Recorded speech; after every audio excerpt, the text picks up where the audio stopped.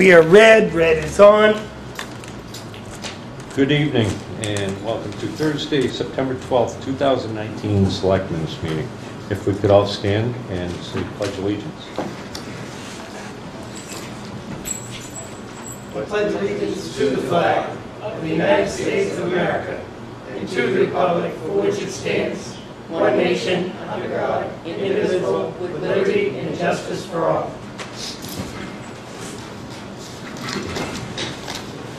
Yeah, I noticed we all have pink notes. Did everybody see the pink note? Nope. Speak into the mic. Please speak into the microphone. So let's I guess start off with the minutes of September 5th.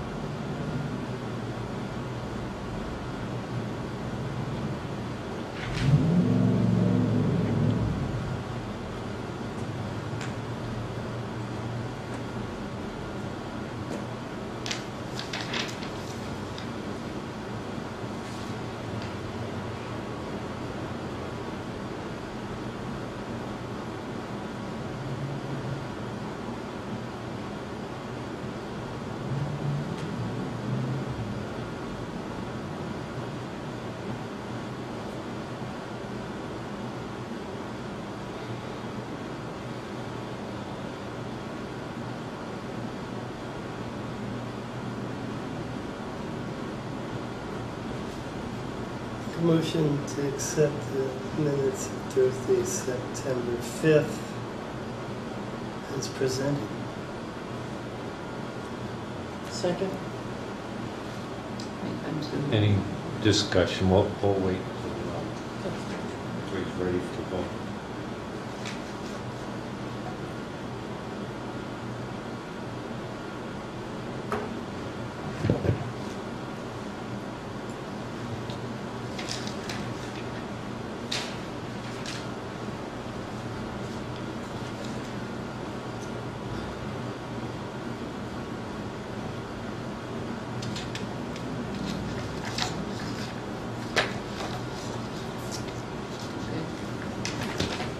Any additional discussion? All those in favor say aye. Aye. Aye. Opposed? So moved unanimously. Test 1, 2. Hi, Gil. We did get the note, so we're going to try real hard here. So we're moving right along here. Yeah, and so I don't see Jesse, so maybe you want to call Kevin up first. Yeah. You ready, Kevin? And you have a note from our secretary?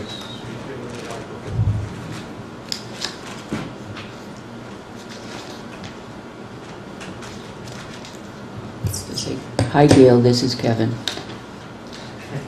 See if he gets that now.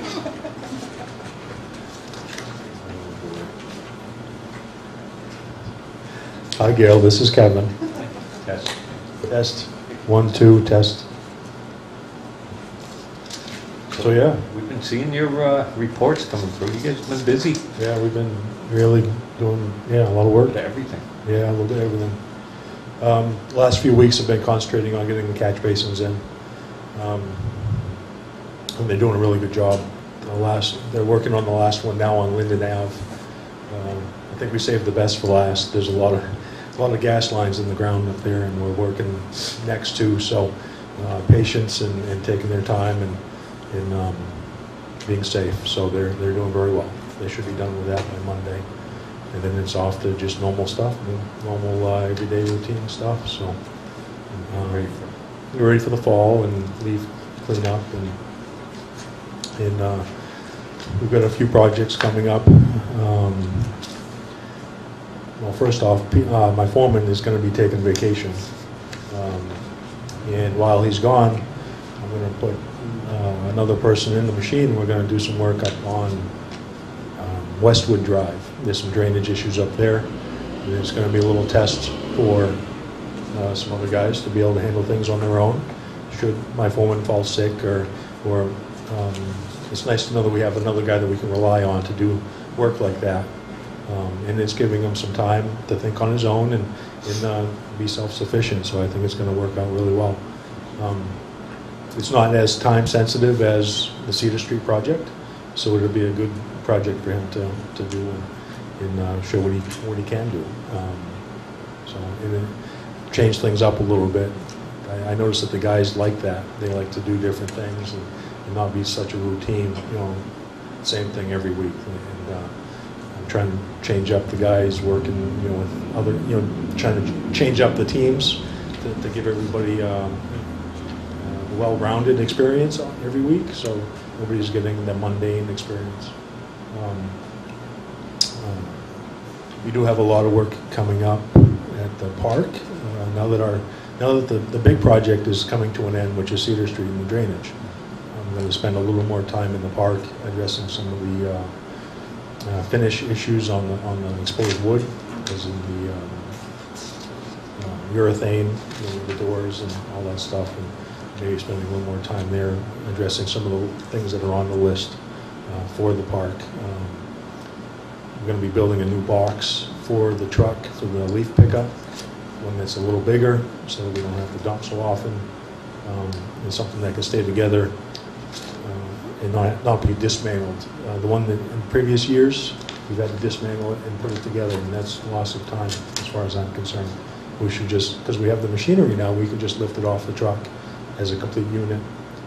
So we're going to restruct that so it's a little stronger in longevity. Hopefully we can have it for a long time, and obviously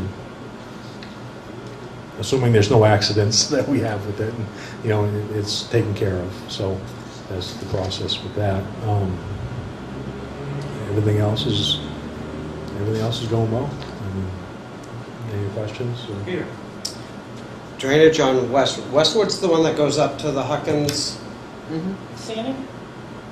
Yeah, up to the. Yeah. David Huckins and Lisa? Yeah. Scenic. Scenic comes off of Lancaster Hill. Comes down to Lancaster, yeah. Where's Westwood then? Westwood's Off off of Lancaster Hill. It's, if you're coming from Laconia towards town, it's you go past Autumn, and it's the very next road on the right. That's what I thought it was, but she's telling me it's Scenic. We call it Scenic. So back to. We did work on that. Well, that's my question. Is we've done substantial drainage before the Yes. road product. So where's this drain? This is actually a perimeter drain that was not tied in. Okay. And what's happened is it's found itself, it's found its way to atmosphere, Okay. and it has created an ice dam in the wintertime. So we're going to excavate, reattach that perimeter drain into the drainage, and do away with that. How far up is the perimeter drain that was not attached?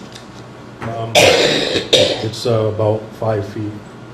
From the road up? From the road up, yeah. That very first driveway on the left. Do you know how many times we've had people in 5 feet up from the road? 5 feet up. In the last 3 years, Catherine. That's where the leach field was hooked into a Oh. drain. Yeah, About yeah. There was some stuff. No, more the light trucks. No, No. No, They no. found it when they were doing the drainage. So Public Works in the last 3 years, Yeah, we've been up there. 4 or 5 times at least in that area, working on that same, and they didn't see, yeah. it's So, not even moving. no, I'm just, No, he's I just get- telling us. Thank what you we're for doing. catching, Just thank you addressing for it. catching No, that. I just trying to figure out if appreciate it was a repeat of something Oh. new, and it's something new. Yeah, Yeah. Kevin for getting it. yeah. So we're gonna do that, and I have I have a few other things on the list that we can address. I know we've been doing some work here at Town Hall, trying to do some small adjustments here and there. I did want to run it by the board. My plan for the front doors for the building here, I'm planning on doing it next week.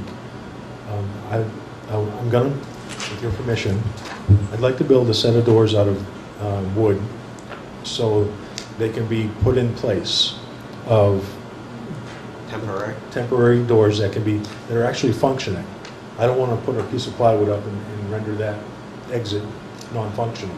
So my thought is to build a set of doors out of plywood and 2x4s so that they can be actually attached to the hinges and closed, latched, so that they lock. But if we need to get out in emergency, the latch can be opened and the doors can be opened. Because it's going to be a few days turnaround, and I just don't want to have the big piece of plywood up there looking nasty and just being an eyesore. So I thought that if we did that, then I could take them off, because since it's going to be a routine maintenance thing every 3 years or so, that I could save them, put them back up, expedite the project, and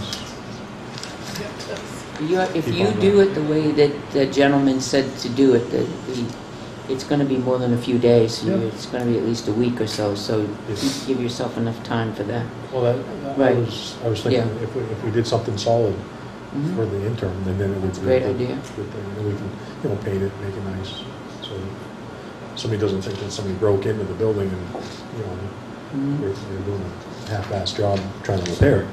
So that was my thought on that. So if Great idea, yeah. yeah, so, and then they're small enough, As long I as can tuck it's them safe away. enough so that people aren't easily able Oh, to yeah, break in. yeah. Well, we got the cameras anyway, so it doesn't really matter. Yeah, no, it'll be pretty rugged.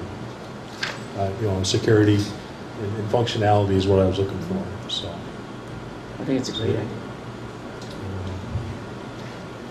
Any other questions? I mean, we haven't been doing a whole ton of work, but we've I'm been focused just on curious, you might know the answer to this.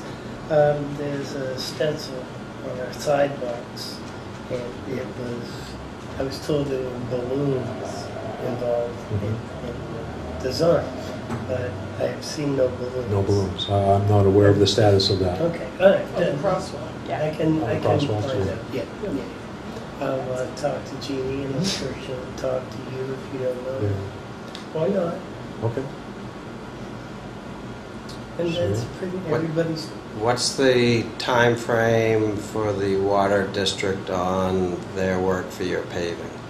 The Water District told me that they would be completely done well, now it would be 3 weeks, because I was told that last week.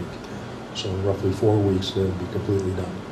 The first section of Cedar Street, so from Winter Street to High Street, there's no activity, they're all done. From High Street to the bridge on Pine Street, there's no activity right there, because he's working across the bridge from, I believe it's Prospect. Is it Prospect or Chestnut? Prospect Street, back towards the bridge. They tied into the main there today, and they're working their way back towards Highland and Linden. So that first section is completely done with drainage and water company and gas. All of that is completed. So, but I was told by the water department that they would be completely done in 4 weeks, and that was last week when I was told that. So, if all goes well with all the utilities involved, I mean, I'm looking at paving, getting the binder down in October, which gives us plenty of time because the plant shuts down in mid-November.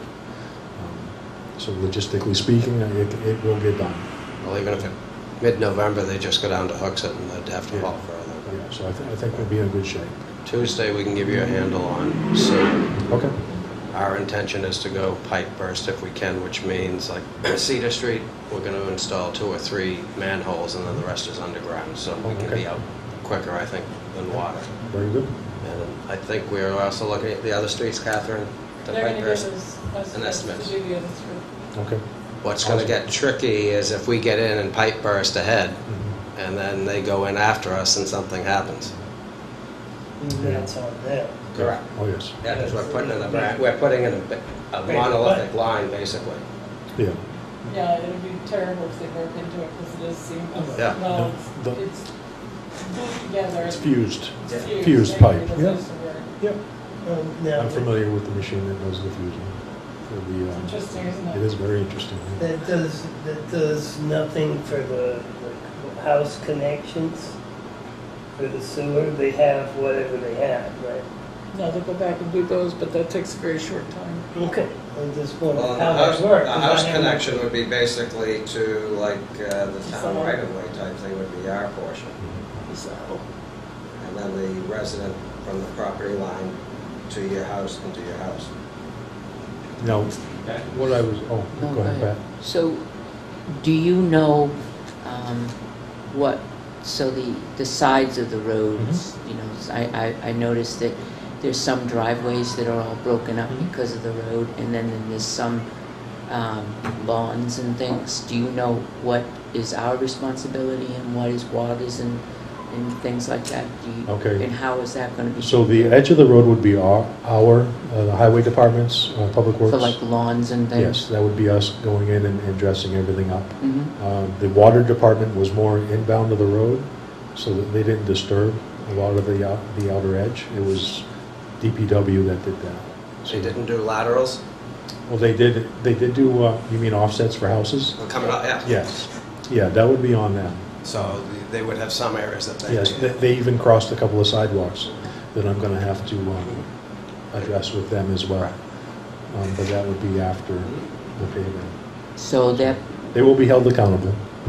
well, that's not the question, but I was just wondering, because you have the drainage issue that comes down off of Maple Court, and then it drives down into the two driveways that you now have a drain there.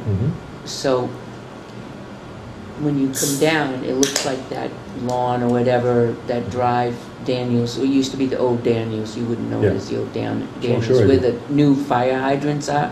Is one of those fire hydrants coming up? Yes. Yeah, Okay, it's coming so up. that comes up, and that dirt or whatever, that portion gets disturbed once again.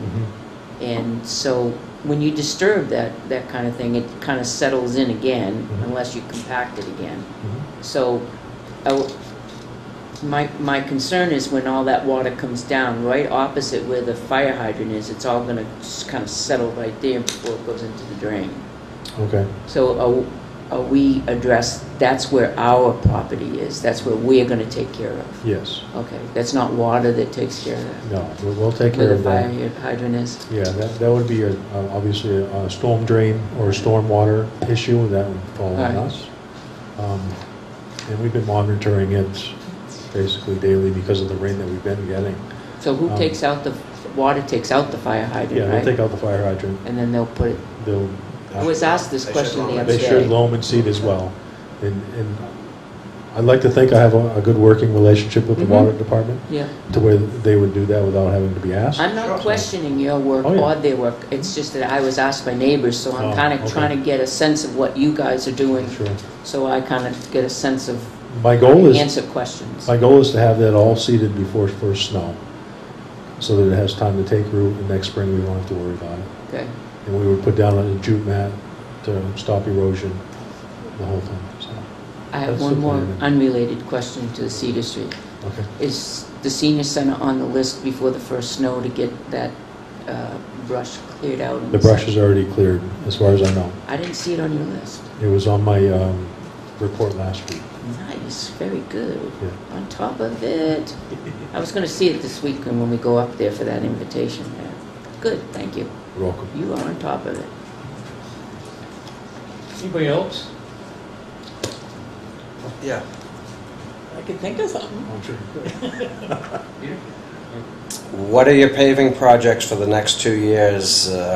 Oh, yeah, One of my concerns is if you give it to us in the spring, it's too late. yeah. The other problem I have is depending on where the project is for us, we may need to do some engineering, so it's like I need a year and a half, so if I know 2 years out, we can start planning, so Okay. if you can start working on that, if you don't have it, it'd be great. Actually, right off the top of my head, I've already been thinking of the south side of Main Street, having that sidewalk done, and High Street is in rough shape. I noticed that a lot of utilities are in there doing some upgrades, and there's a lot of cut pavement, so I thought that that might be a good road to address it. You're going to do the extension too, all the way to Buffalo? Yes. Okay. Oh, yes. Oh, my goodness, yes. That's awful to plow. So I would do it all on the completion. And I would like to think that it wouldn't be too expensive to get that done. I know that we're trying to keep money down because of the police department or the police station. I think those two would be nice for next year. And then I could take an assessment of the rest of the roads. I know Chestnut and Prospect, those need some attention. Those I might put 2 years out, and then Yeah, because slowly anything in town is going to affect sewer, Yeah. so the longer we have, the easier it is to plan if we have to engineer. Okay, so I would say Chestnut and Prospect Okay. for 2 years. 2 years out, good. Yeah. Thank you. That would be great. Yeah. So now we have a 2-year, at least looking out, every 2 years we can look out and give them a heads up. All Sure. utilities, because All then utilities, they- you're absolutely Yes. right. Yeah, gas may That'd be need awesome. engineering with Yeah. their stuff. Yeah, I noticed on Morrison Ave where they had the water break and they Morrison, dug okay. a couple places, that piece is breaking up Yeah. again where they, I'm glad you mentioned Morrison. I always forget about that one, but that would be on my list with High Street.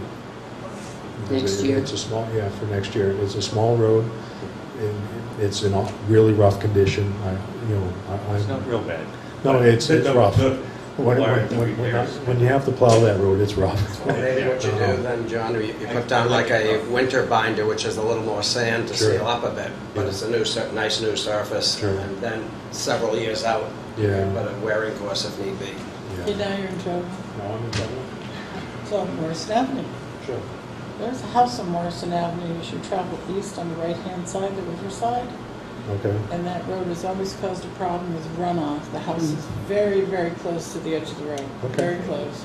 So we should, if you're going to do Morrison, Look I at more really drainage. think we need to look at it very closely. Drainage. Sure. We may need to lower the elevation of it rather than adding more on top if it's already been Okay. plowed out. And And, okay. are these roads that we've just mentioned part of our 10-year plan?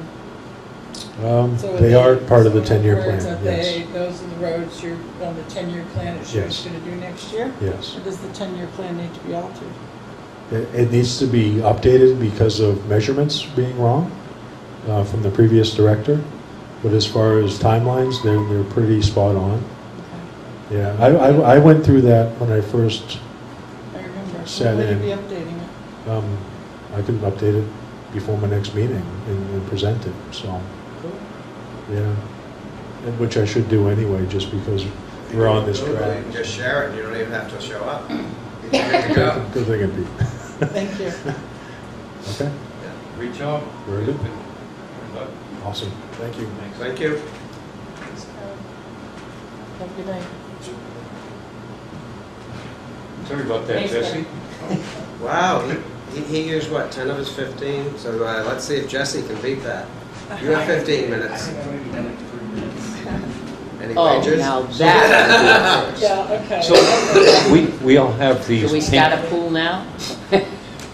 we all have these pink notes in front of us, courtesy of the person who has to listen to these and transcribe it. I'll speak into the mic.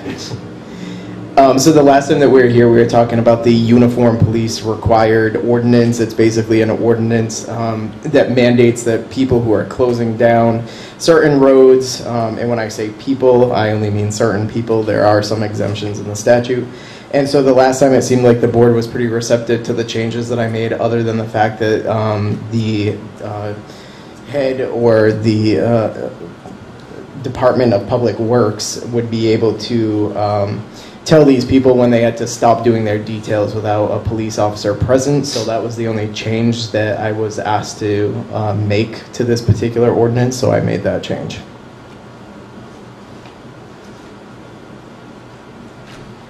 So is the document that we have the one that we're approving? I brought an updated one You have an with a updated. change. So are you saying you removed in the event any provisions of this section violated the Director of Public Works? That's correct. I think that the Director of Public Works showed up in there either 2 or 3 times, so I removed anywhere because we agreed that it should be the Chief of Police or his or her designee. Thank you, Jesse.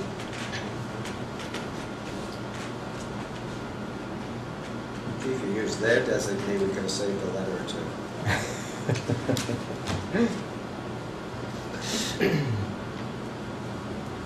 Shouldn't you go gender neutral or whatever too?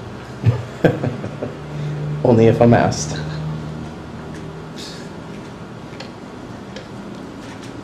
that the only change from the one that we had? It is the only change other than at the bottom I found it said for a second offense within a 12-month period, so I did add for a third or any subsequent offense, I added after that within a 12-month period. So after 12 months of any initial violation, if 12 months passes, they start over again. Oh. Oh, it's like a probation.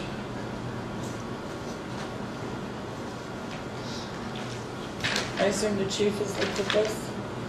The chief has looked at the ordinance. He was here the last time. So as far as the updated one, he was present in the room, so he should know of all of the language that's in here.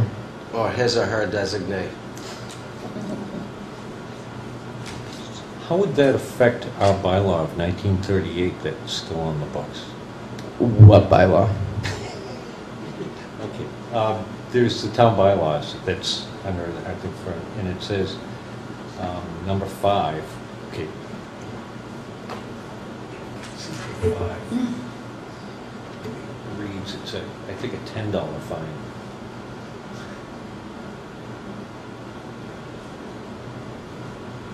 Should we be tweaking that?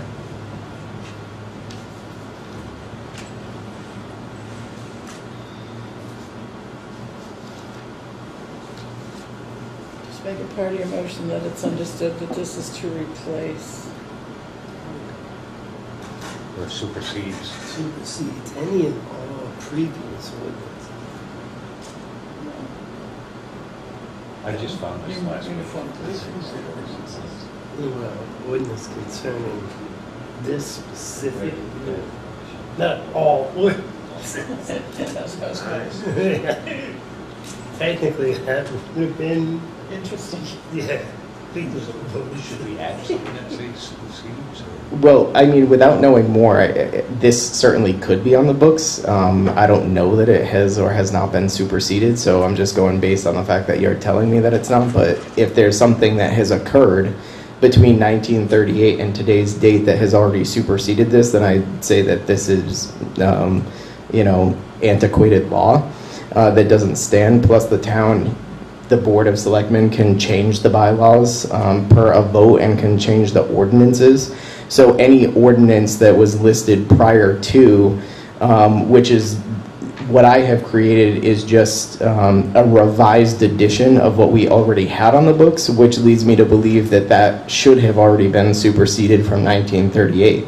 If it hasn't, then what we would need to do is not only make the revised ordinance our new town ordinance pertaining to this particular topic, but also to override the bylaws from 1938, assuming that they're still in effect. Couldn't you just say, It says town ordinances from the town clerk's official record, and this is all of our ordinances on everything. And it just says, so in order, bylaws of town of Tilton, 1938, so in order to have this override, couldn't we just say, from this day forward, the uniform Proceeds. police or the town of Tilton Highway Police and Regulations policy will be? Correct. supersede, Right. seems. Correct. We just say from this day forward. You Correct. don't have to say supersede or override, or just say from this day forward. I make a motion that from this day forward. Which, I don't know if that's already done. Policies and no. I can tell you in my tenure it wasn't. And we're the ones, we voted in this one. Correct. So from this day forward, kayak town of Tilton highway policies and regulations will be, as per this document, adopted on September 12, 2019. Did you just say that? Second. Oh. So, from the original ordinance to what is here now, can you tell me exactly what you've changed here to make it more effective? So the only thing that really was my focus on the change was just some of the words in it, which is the last time that I was here, I had a lot of like pink or red words in the that I had changed. So it was just semantics. The primary change to this ordinance has to do with the fines that are in the last paragraph. So it only said that the person could not be, or the entity that was doing the work could not be charged more than $250 for a violation. And we thought that that was too low because we have other ordinances where we fine individual persons for $500, for instance, in hawking and peddling in this town without the required permit. So when a company comes in and they're performing work, if they get fined even $250, that's less than what they would have had to pay for a uniformed police officer to stand out there at a detail rate. So it sort of was an ordinance that incentivized them to commit violations because they could get out cheaper by violating the town policy. Go figure, right? So, we still have an issue with enforcement in this. Well, that's something we'll have to take up with the chief. Yeah, that's separate from this. The last time that we were here, and because it's sort of in the works, the last time we were here, I know that the chair asked that we actually enforce this now that it's going to be on the books. So it's a problem that we generally run into at least a few times a year. So as soon as there's approval by the board, I can certainly let the police department know that it's in full force and effect, and if we find this type of violation, then we need to start enforcing it. But hasn't this been in full force and effect already? So Other The than the language fine? wasn't adequate. I mean, I can't tell you maybe a half a dozen, or almost to a dozen calls that they've completely blocked off Cedar Street, and we've called the chief and said, Chief, they've got it completely blocked off and no flaggers. So you commit yourself into Cedar Street, and then all of a sudden you have to turn back down Cedar Street because you can't go anywhere. So in the older ordinance, not only was the fine lower, but it gave them options. So it said that they may fine them. This says that they shall fine them. But they still have to have a flagger, regardless of whether they fine them or not. There's still an ordinance in place where they need to enforce and say, you've got to get a flagger. Whether they fine them or not, they still have to tell them, you can't close down the road. You have to have a flow of traffic going.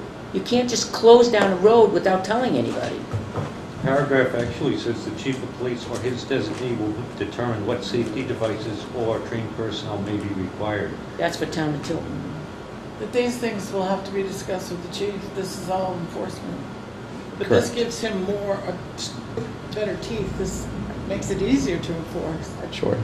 Yeah, it is, and I appreciate the work that Jesse's done on it. And we could put all the work possible on parking and enforcement and fireworks, and now we got flaggers and uniformed police required ordinances, but unless we enforce these things, they're just paper in a binder. Let's give him a directive.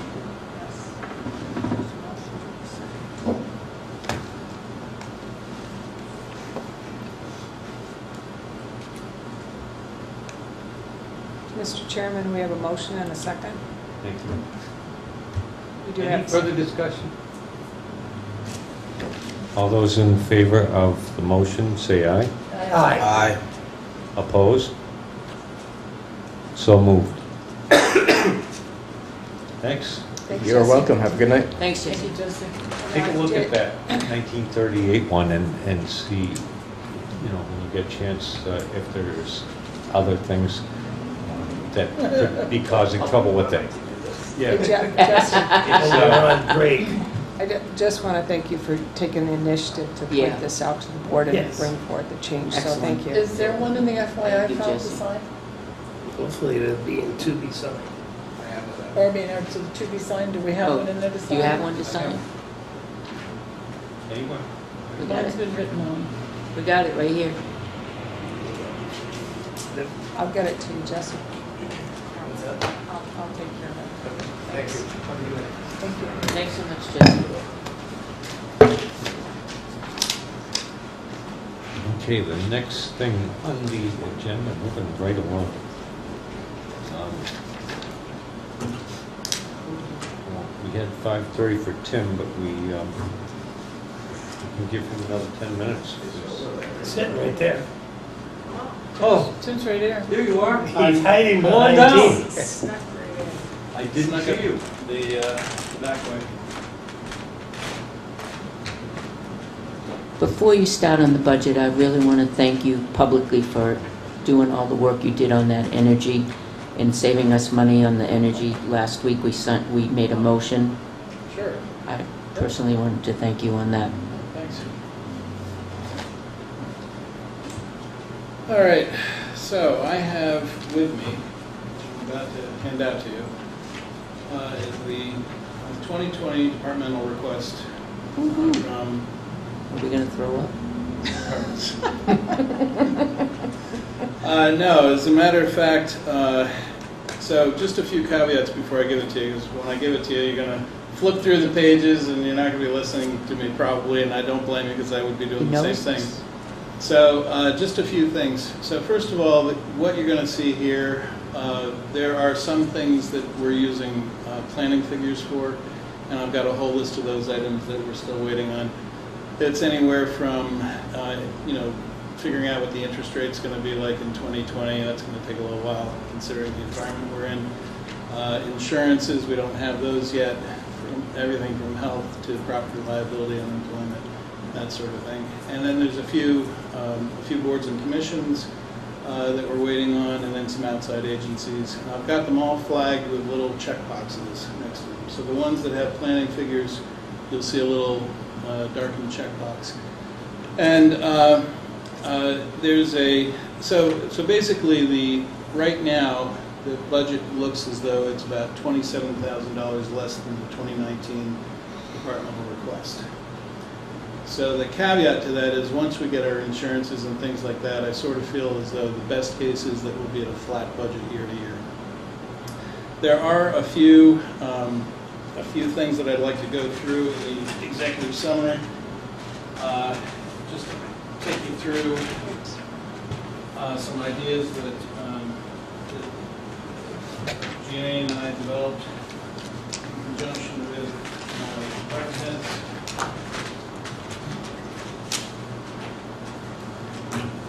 So if you turn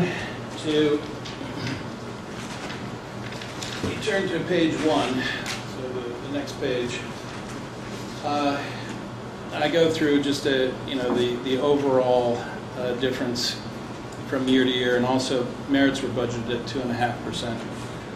But in terms of the personnel changes, so as you know, we had a lot of change this last year in land use.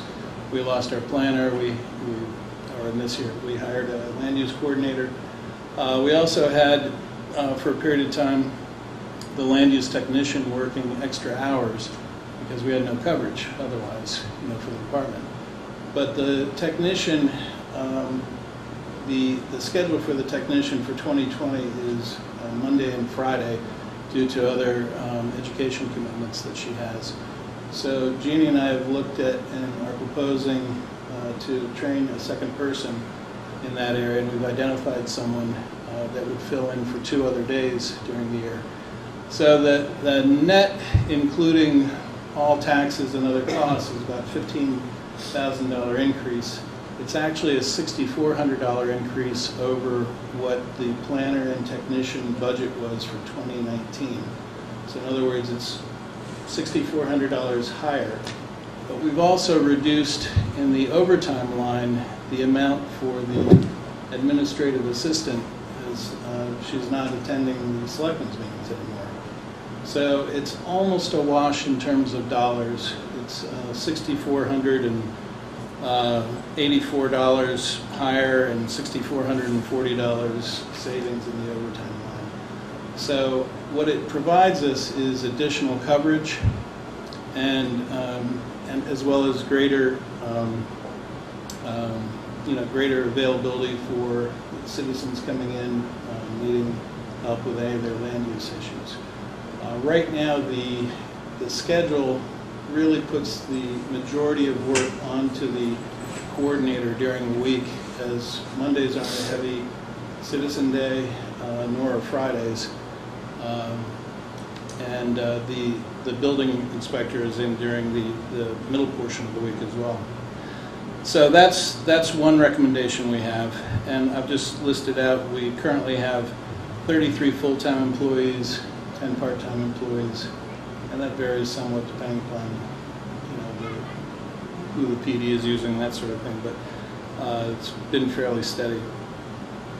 The other increases, we have 4 elections in 2020, and those have accounted for nearly $12,000 of additional cost between the moderators, the supervisors of the checklist, the election registration lines, throughout the administrative budget as well as the town clerk tax collector's budget. And it's simply a function of what each election costs us. So I'm still waiting on details from the responsible people, and you'll see check marks in there, but I've looked very closely at what each election has taken in terms of wages. We have greeters, we have ballot clerks, we have, and so it's nearly $12,000 increase due to the number of elections. The other issue that is a lesser issue, but it's something that you should be aware of, is that Windows 7 support is ending in 2020. So that's happening in the first part of the year. In the PD, we have a requirement to change out to Windows 10, and I've done almost all of them. I have 5 left to do, and those will be done this year. But in Town Hall, that's what the primary work of the IT budget for 2020 is in bringing that up, and that also requires a small change on the network server end, which I'm doing this year. So, and I already have some systems that are Windows 10. So, but otherwise, we're stranded without a hack. There was a hack when XP came out to be able to keep using it by tricking it to think it's a retail system, because Microsoft continued to support those, and it's generally thought that they'll do this with Windows 7, but it's not advisable in a business environment to hack something like that. So, so in any event, there's some money associated with that. In terms of reductions, so you'll see that health plans and the changes in health plans because of the personnel, the new personnel we have versus who was budgeted for 2019, have resulted in savings. So in the police department, it's about $30,000 savings. We've also we also had in there a weapon system from the prior year, so that's no longer budgeted. That was a one-time purchase, and so we're looking at about a $20,668 reduction in the PD budget.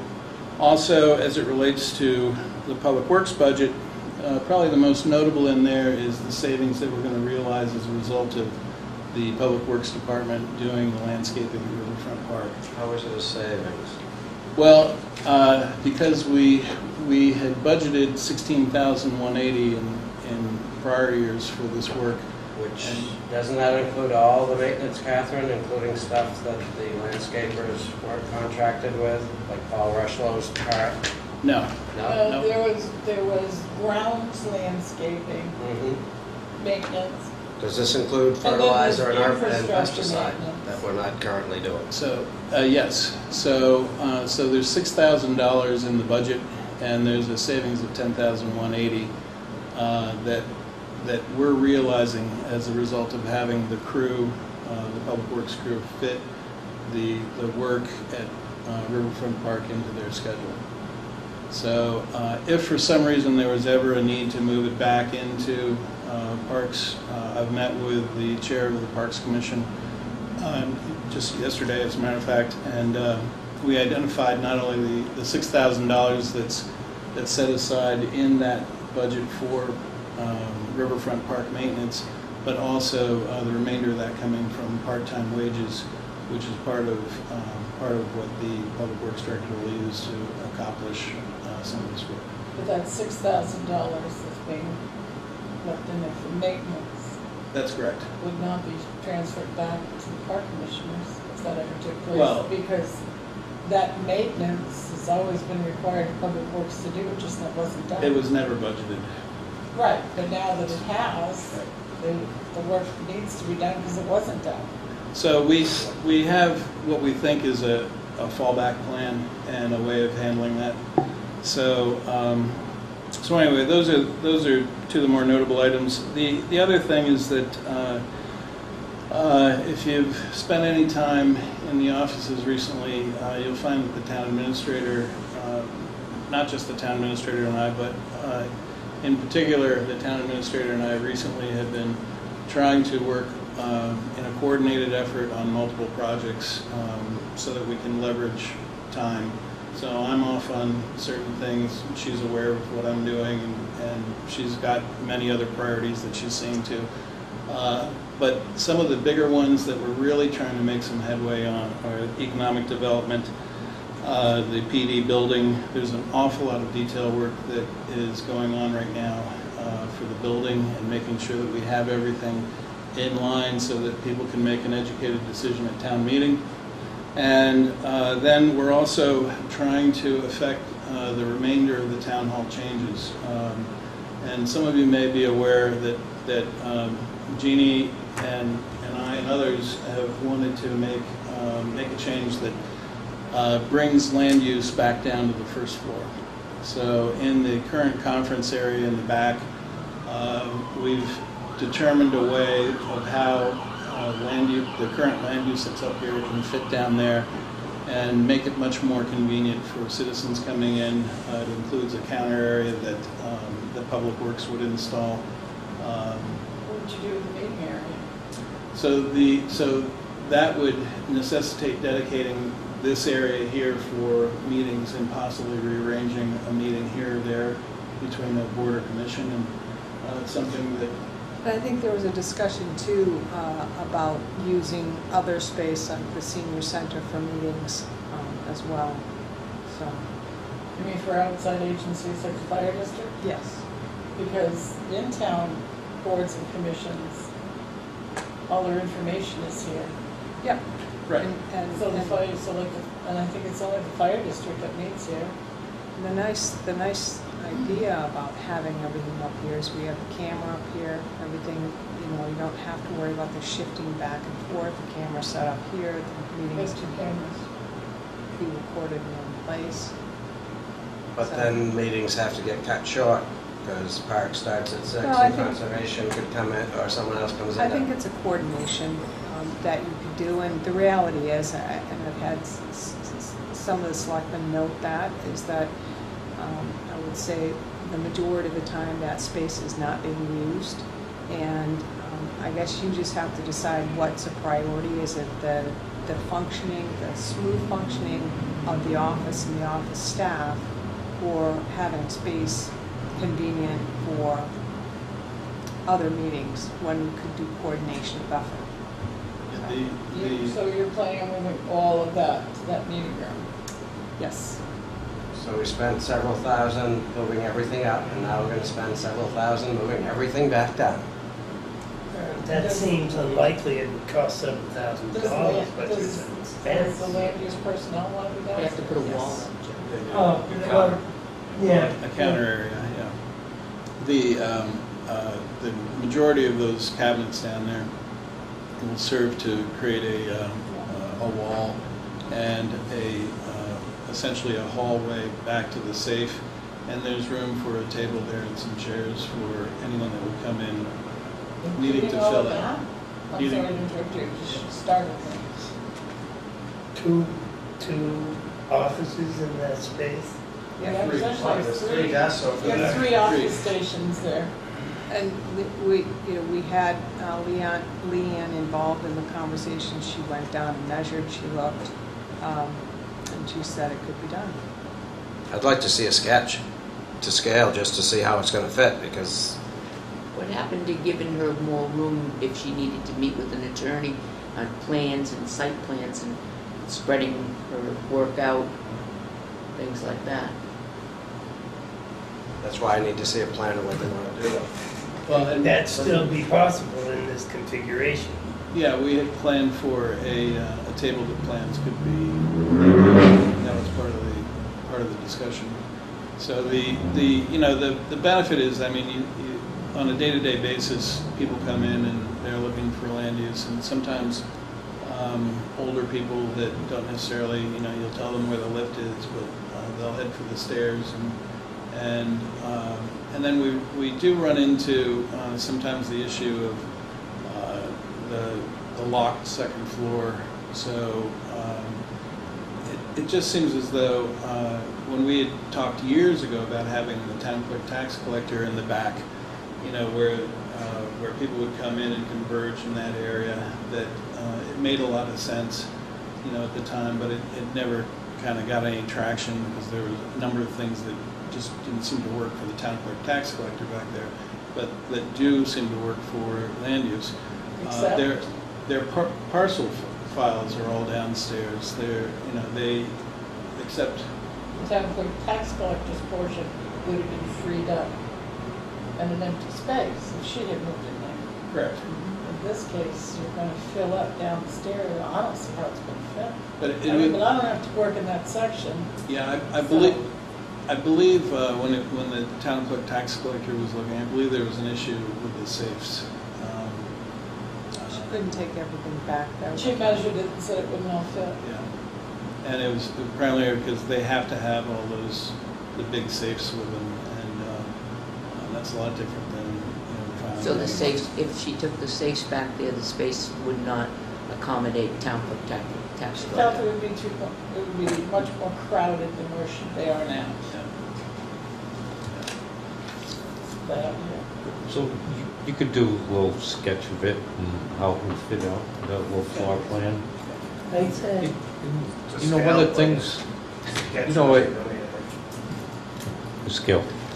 But one of the things that I've noticed is a lot of times with land use and that they have had to go downstairs, or employees are using that table down there, put stuff out, do stuff, and I don't know, how many outside non-town agencies are meeting down there? Is there a couple of them?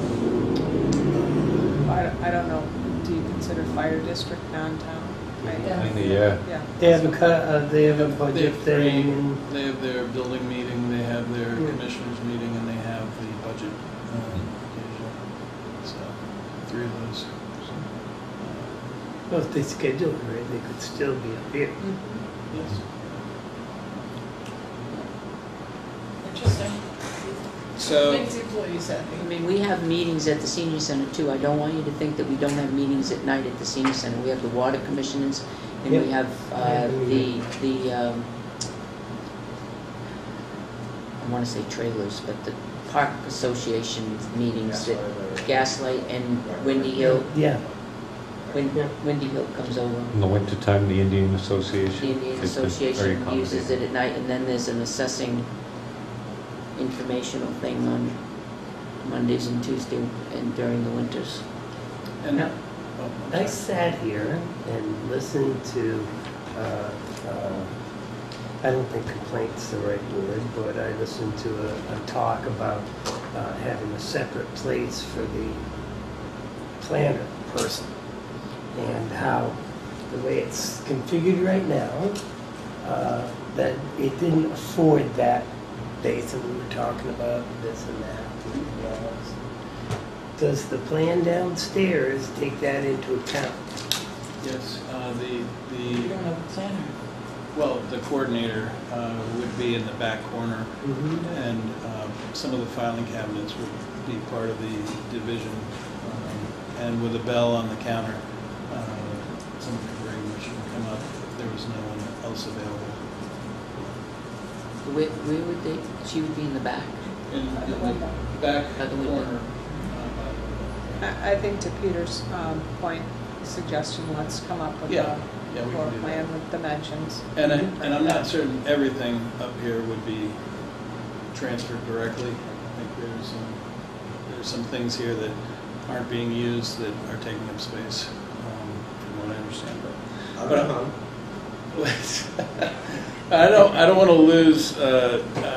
I don't want to get you. That's here in the budget. You've planned to put that in the We- budget, the move? No.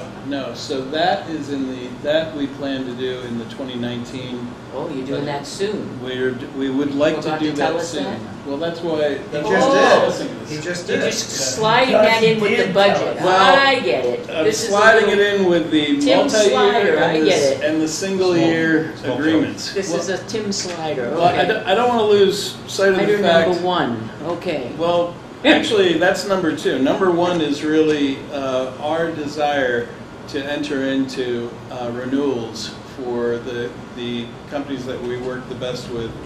And, we've still got to see what the health rates are like, things like that. But, if we're getting, prices held for us from prior years, things like that, the overhead associated for any one of us in switching gears at this time of year is really, really very challenging. It's not undoable. We can do it, but this is a departmental request. This is a request from your town administrator and your finance director, and it relates directly to Avatar, the auditing, the property liability, workers' comp, unemployment, medical, and dental. So. But isn't our responsibility to our taxpayers to seek bids to make sure we are getting the best bang for our buck? We've been using these companies for 15 years. But we just went out with the bid on that, what, 2 No. years ago? Not for the assessing. Yeah, No, we we did. haven't bid out the assessing. I know because I've asked for about 5 or 6 years now. It's been a Just few years. extended. The Just been extended. yeah, And I and can understand where that would be a convenient thing, but Catherine's right. I mean, we might save ourselves $50,000 somewhere else. I well, don't know that. Yeah. well, let me just say that with the assessing in particular, that presents some real challenges because right now, as a part of Avatar's contract, they're responsible for defending their values. Were we to switch assessors, they have no more responsibility to the values, the Avatar. If So- we had contracted with them for 2019, they're responsible for those values. They wouldn't be responsible for values that they didn't do. They are not responsible past the expiration of the contract, however. That's right. So if we were to contract with a different firm starting in 2020, and there were an issue where the value had to be defended, we would have to pay someone. Maybe the Probably. new company would agree to defend those values. We don't know. Technically, there are values as Well, the selectmen, and Correct. we approved We those. all and- use the same type of formula, but we don't know Right. until we inquire. well, Seems so like you have to go- I'm not willing to let take me that just risk. let me just leave with you our request for you to consider. Not only that, I would just add this about that, and certainly we're going to look at what they come back with. But the reality is, it's like losing an employee and getting a new one. There's training, there's that historical knowledge of the town and the people in the town, and the way things work, and all those other things that somebody knew there's going to be a learning curve, there's costs associated with that, so that's. When we switched to Avatar, there was the same conversation. And now we can't live Well- without basically the new We company. were in a lot different position though at the time with Yeah. Vision. I wasn't going to say. How do we know that we're paying the right cost if we don't go out and just ask? Are we paying what's correct for that? What's, I we think don't at have to some take point in any- time, I think at some point in time, it's a valid point to be able to go out and bid and look and see what the differences are and think. But to Tim and Jeannie's point, I think this year is not the year to do that. And I value their opinion and expertise in this field. I don't think this year is. We just got the valuations this year. I'm not willing not to take that risk on this year. I think in another year, maybe next year or the year after, to go out and do this. But they're asking for a sole source this year, and I think we should grant it on that basis. They're not asking it forever and ever. You can take the 3 bids. 15 years using this company, and it's never been the right time to do that. It's never been the right time to go out and inquire. I thought we did it not too long I ago. thought we did it in Yeah. 12. I think it was Wasn't like that long 13 ago. or something, yeah. That we Can you opted look to and see expand. when we did it? Yeah, I can look up, and also, the That other would thing still be is, 6 or 7 years ago. And there's no cost or risk to be taken to inquire. To ask, doesn't hurt to There's no ask. risk. it's simply the time required by your staff to put together the documents and put it out. It's a moot point. You have a board here that doesn't go with the lowest responsible bidder all the time, so. We're just doing a disservice to the taxpayers, I think. Why not? Well, I just wanted to introduce the topic with you. I mean, there are other things too we could gather some data on, so I'll work on more of that. On page 2, you'll see the items that are marked as planning by the check mark. And as I mentioned earlier, interest rates, insurances, some boards and commissions. Sewer, of course, is passed through. That'll come later when they've done their budget. Outside agencies, these were given extra time by the budget committee. And then in looking at the tax rate estimates, so these are without any use of fund balance. We're going to have less revenue in 2020 due to the absence of Franklin prosecutorial revenue. And there's some other things that are going to increase and decrease, and will be pretty much, that's our biggest exposure in the 2020 revenues. So even adding in our normal amount for the capital reserve funds, which are $35,000 for highway equipment, $94,000 road, streets, bridges, sidewalks, and $15,000 for the reval, we're looking at a reduction of nearly 50 cents from year to year. Now, keep in mind too that also one of the reasons is that we have in this year's appropriation the land, the land purchase. So in any event, I've also included at the very end of the document the current state as of August 31st of all our capital reserves and revolving funds. So on page 3, you see the overall 2019 budget, the unaudited expenses. Those are current as of today. So you can see where we are on the left-hand side of the line. We're at 69.6% used for the year of the departmental budgets.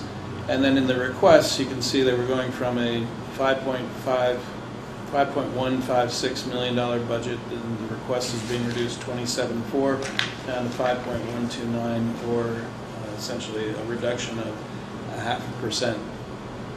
In the administrative and police budgets, those are primarily through health insurance decreases and changes in personnel.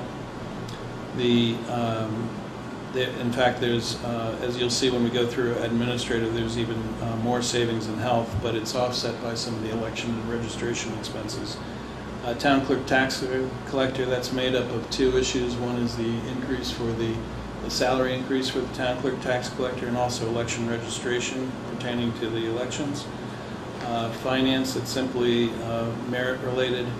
Long-term debt is a small amount, which I'll go through. The IT I've discussed, but $2,000 of that increase is due to the fact that in 2019 we had encumbered funds from 2018 for the iWorks work order management system. So now we're putting that into the budget for 2020.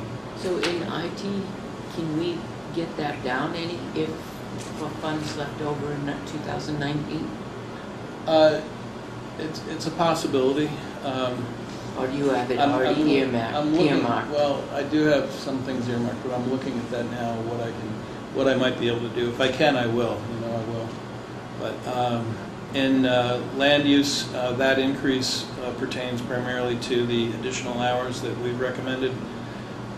Police budget, that's the absence of the weapons system and also health savings. Public Works, it's a number of different things, which we'll go through. Sanitation, same. Why is sanitation going down? I can't imagine it going less. Because in Unless we do away with amnesty. well, oddly and maybe this is something. Feel free to tell me where you'd like me to put it, kindly. But the Parks, The number you're referring to. yeah, the Parks Commission when we moved it into the Public Works budget, it got stuck at the end in the sanitation portion. So I can move that anywhere you like. It just happens to. Yeah, that should. It seems like it shouldn't be in sanitation. It shouldn't be in sanitation, but anyway, that's why you see a reduction. And, Because that and- isn't Public Works or Parks. Yeah, so it's a that'll have to be moved, It's on the animal. but that's why you see that reduction there. And then these other items, as we go through them, you'll see they're relatively minor. So if we start on page 4, the administrative budget, what you have here is the notes as we had from last year. You also see the 5-year average and 3-year average, and those have been moved, obviously. I say this is hard to read. So you would, I was debating whether to do this landscape and make it larger print, if the board would. For me, that would work Okay, real all good. right, I will make I sure. know there's extra paper involved. No, that's all right. The Kill a next, tree with. Thank next you. time you see it, it'll All right, I be. appreciate that. That would be much Can we see appreciated. to the previous years without it being averaged? Yes. How many years would you like? I'm good Well, now with that you're just going last year. landscape. Yeah, I know. I'm good with just last year's. I can look up the other years if I need to. As in 2018. Mhm. Okay. It's 2 years. 17. You Yeah. fit that in there? Wrong landscape. Okay. You can add some more. That's probably about it if you want to get the larger print too. So, but yeah, I can. 11 by 14. Yeah, well, I could do that. You're doing great. So I'll add 17, 18, and then we'll turn it landscape and make it larger. So, Did you say without the average? Did No, I hear no, Catherine he's say keeping without it. the No, average? he's keeping it. You're gonna keep the average in Without there, being okay. averaged another year. yeah. Okay, So good. you'll Thank see you. the actuals. What I'm not going to show the budget in actual for each. I'll just show you the actuals for. I'd 17 like to and see 18. the amount budgeted.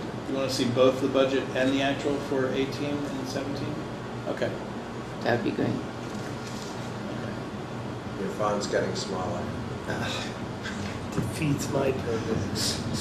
Well, I can, maybe I'll drop off, if that's the case, I'll drop off the 5-year average. Maybe do that, since that's probably less significant at this point, particularly if you have that kind of detail. So, or perhaps in any event, going through the administrative budget, the third item down, which is the administrative part-time / overtime. So the change here has been the administrative assistant not attending your meetings, so that's been removed from that line, and that's a savings of $6,440. And that's what I was referring to when we were looking at the changes, the coverage changes. As we come down here, the merits reflect 2.5%, as I mentioned. There aren't a lot of other surprises until you get down to the moderator and supervisors of the checklist, which are big increases. One other item in here, the printing, we upped the number of copies of the town report to 400 and increased the number of color pages, anticipating that there's going to be more demand for the town reports due to the bond issue that will be discussed at town meeting. So down at the bottom, you can see the moderator and salary for the moderator and supervisors of the checklist, and what the average is per for the moderator is $870 per election. And I have all the detail, if you'd like to see it, on supervisors and election registration, ballot clerks, all that sort of thing, readers. But those two lines at the bottom of that page and at the top of page 5, which is the... Wait a minute, Yep. back up. Mhm. Okay. I was just, my heart was racing because I thought you decreased parade candy. No, that's still in here. I see it. That was for you, Jason. Yeah, I did. 33, yeah, I saw it. I Why just wouldn't thought we it was a remove decrease. that? What's that? I said, why wouldn't we remove that? Yeah, excuse me. Remove parade move on. candy? Let's move on, don't Oh, ignore. no, start something out with sugar. Yep, put it on ignore. So in any event, I have toothbrushes. I plan to, I've got all the detail on these election registration lines. I plan to speak to, I don't know how we would save any money off of these, but I plan to speak to the moderator and hope to speak to the chair of the supervisors. But, they have to hold so many sessions, they have to be present at the elections. I suppose, if anything, the town could tell the moderator we're going to do away with the greeters, but that really aids in the flow of the day. Leaders not neighbor, are they? They are. I Yes. thought it was one of us usually. Not the last No. few. No, I used to I do keep it, getting but harassed by one. Pat Clark Oh, has done that job. Several people have done that job. It used to be us at one time, but now they're paid to do it. He grabs people to pay to do it. well, why can't we suggest to him that we don't? The last That 2 when we years, it's select been other people. So that's Why don't we seek volunteers first? well, and so maybe that's an area. Compensation to the moderator. It's a conversation, right? I don't know why he switched. There might have been a very specific reason, so having that conversation is a good idea. Greeters are not required election personnel. No, that's correct. So we can That's have right. that conversation with the Right. moderator and find out. It does seem to aid He the may flow have of some things. very But good reasons why. so you'll see in town hall health insurance there was a reduction of almost $19,000. Yes. Can I have a question on that? So if there was a two-person, and one person had health insurance and they got the buyout and they wanted to go from getting two-person health insurance, how much increase would that be? Say that again. So if someone If were only on- one of the two persons were getting health insurance Okay. and they wanted two-person to get health insurance, how much of an increase to the town would that be? It's about an $8,800 increase off the top of my head. You're going from about a depending upon which plan it is, about a $9,500, $9,600 plan up to I think it's about $17,900. So when we offered the buyout, we offered the buyout on a two-person for $4,500? Is it $4,500? Yeah, yes. That's correct. So what kind of incentive is that? If it's only a $9,000 increase for the person to buy out, you're giving them $4,500 to buy out of a two-person. But if I'm Health covered on the insurance. other policy, I'm already covered. I don't need double coverage. Now I got the money to do what I want. But you're Hell, I doing got $4,500 Well, on a $9,000. Well, it's actually the highest percentage recovery for a buyout of all of them. The family plans are $27,000, and that's a $7,500 buyout. So if you were looking at it that way, it's a higher percentage. It's a benefit to the town, but not a benefit to the employee to buy out Sure it is. in that rate. Yeah, because he's already got insurance. He doesn't need it, so I want money. I don't want I'm not to. understanding your question. Well, So- Northfield offers 10 grand. Right. So It's a higher incentive Right. for the employee to knock it down by a greater discount. And I've had this discussion among the municipal managers as well. In other communities, they offer the higher buyout rate to incentivize, to push them to buy out, because even at a higher rate, in some Still have towns, savings, you yeah. still have savings for the town, plus exposure, or no exposure if you push them away from that. Right, but offering a $10,000 buyout on something that's a $9,000 value doesn't make any sense. Right. But like the 10,000, I'm talking about, that's 10,000 is the family plan. Oh, okay. So then you're saving 17,000 and they're Right. gaining Right. the Yes. 10,000 for the year. That's an incentive for them to think about, Yeah, in which wait a minute. case, maybe We're at that's, 7,500? the family is at 7,500, the two-person is 4,500, and a single is, I can't remember exactly. It's- 2,500. It's an odd number, but it's about 3,000. But that's something that, if the board wanted us to revisit. I think we're with already it- looking. Can you and Jeannie take a look at that and see, and just see if we're in the right place with the amounts?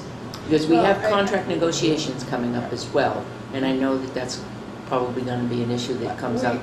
Tim and we had this discussion before when I had the conversation with the municipal managers, and I think what we saw at the time was there weren't enough, the Right. population we have now Right. wouldn't, In fact, it would actually cost more if we have only Right. 4 people that are buying out, and we double that, 5,000 to 10,000, that's going to cost us an additional When we addressed it, $20,000. right. Yeah, but But then hang they on, have let insurance. me, hold on. So that would cost us an additional 20,000 on those 4 people, and if we don't add enough other people to offset that increase, then we lose Well, money. and maybe the thing to look at is a one-time bonus to go onto the buyout, but then once you're on the buyout, it's whatever, everyone gets. So that you're giving somebody an initial incentive that's higher, perhaps, something like Yeah, that. and We can look When at we it. looked at it the last time, when we looked at it to increase it, the last time there wasn't enough people that were interested in enough to, it would have benefited the people already on the buyout, more than it would have interested And- in I additional remember new that. people. And that's, It's like, we're gonna give the buyout people extra. Thanks for money. reiterating that. That's why you would, if you were going to do something like that, you'd have to have like a one-time, when you first get on it, and then you would have to remain on it for some period of time, or else you've got to pay that back. Right. So you can't have people But switching it's on worth and off. looking at it again, I Can we think. survey employees on benefits? sure. Do we what? We did. I didn't hear you, We John. did at one point. On benefits It and, wasn't specific to benefits count. no, in buyouts? No. But what's that? On Buyouts? what they No. feel about our insurance and what things are missing, and would they be interested in buyouts, so we get an idea of what employees would like. Well, we'll know that soon enough when we get together with the majority of the police. We have in the past done a lot of one-on-one and explained, what the buyouts were and talked about their individual situations, particularly in the PD where there's Yeah. off-shift things, and not just the PD, but particularly because. Isn't there enrollment coming up in like December to make changes? So we'd have to Yes. decide prior to, And if you want to make changes. At least 30, 60 days before. No, I know, and that's why time's running out. Start thinking. Well, it's also, I believe it's also listed in the collective bargaining agreement, the rates. But that gets extended once the collective bargaining, once that is ratified, then that time begins at that point. How about the other employees? The other employees, it's this year. Right. We should be also paying attention. Yes, you're absolutely right. So, getting back to the health insurance savings, so because of changes in personnel, it's about a $19,000 savings, which is almost directly offset by what I'm anticipating for the reappraisal of property. This is data verification, getting back to data verification, and then assessing services. Our last contract was at $37,500 and change. This is for the regular, normal, yearly, services. So, so in any event, we are awaiting information from Avatar. Yeah. We're going to have pricing on it, so that'll also give us a gauge as to what the next steps are. Legal, we've left that at $30,000 due to the second portion of the reval year.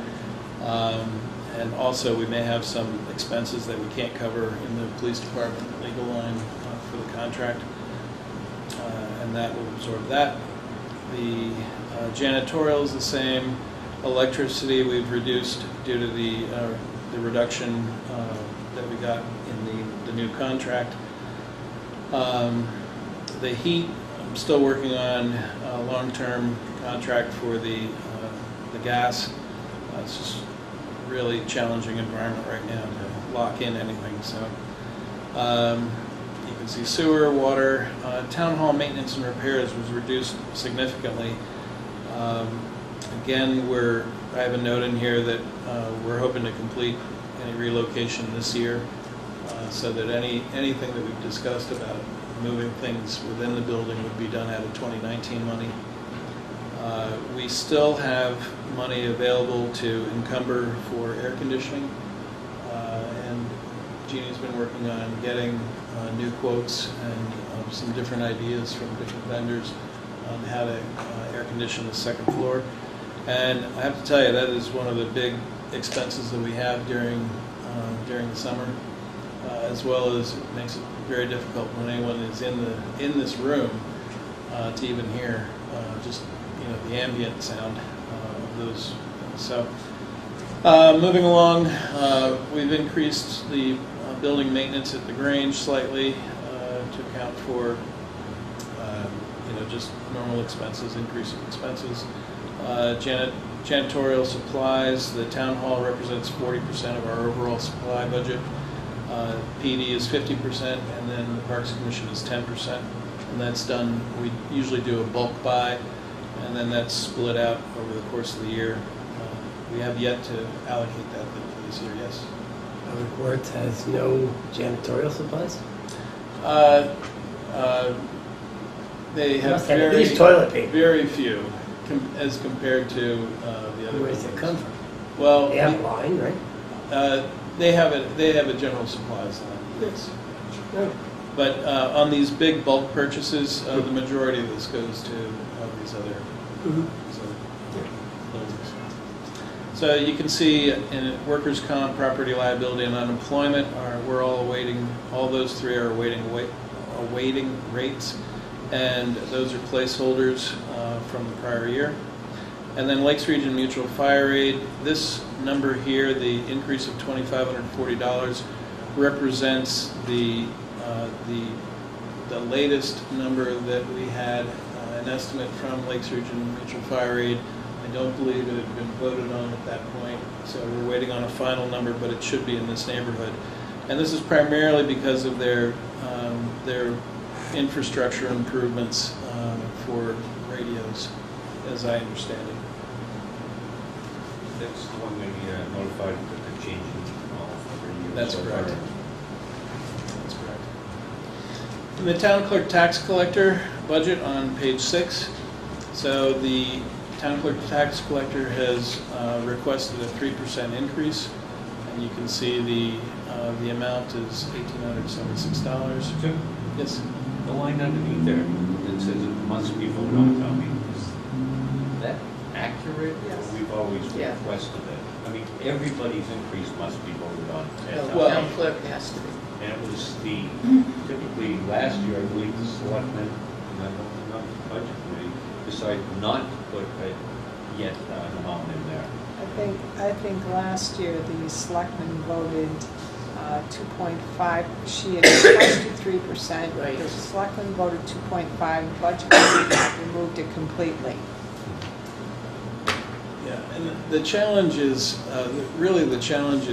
how to present that appropriately at town meeting. because, I can understand the budget committee saying, well, this isn't our business, what she's getting.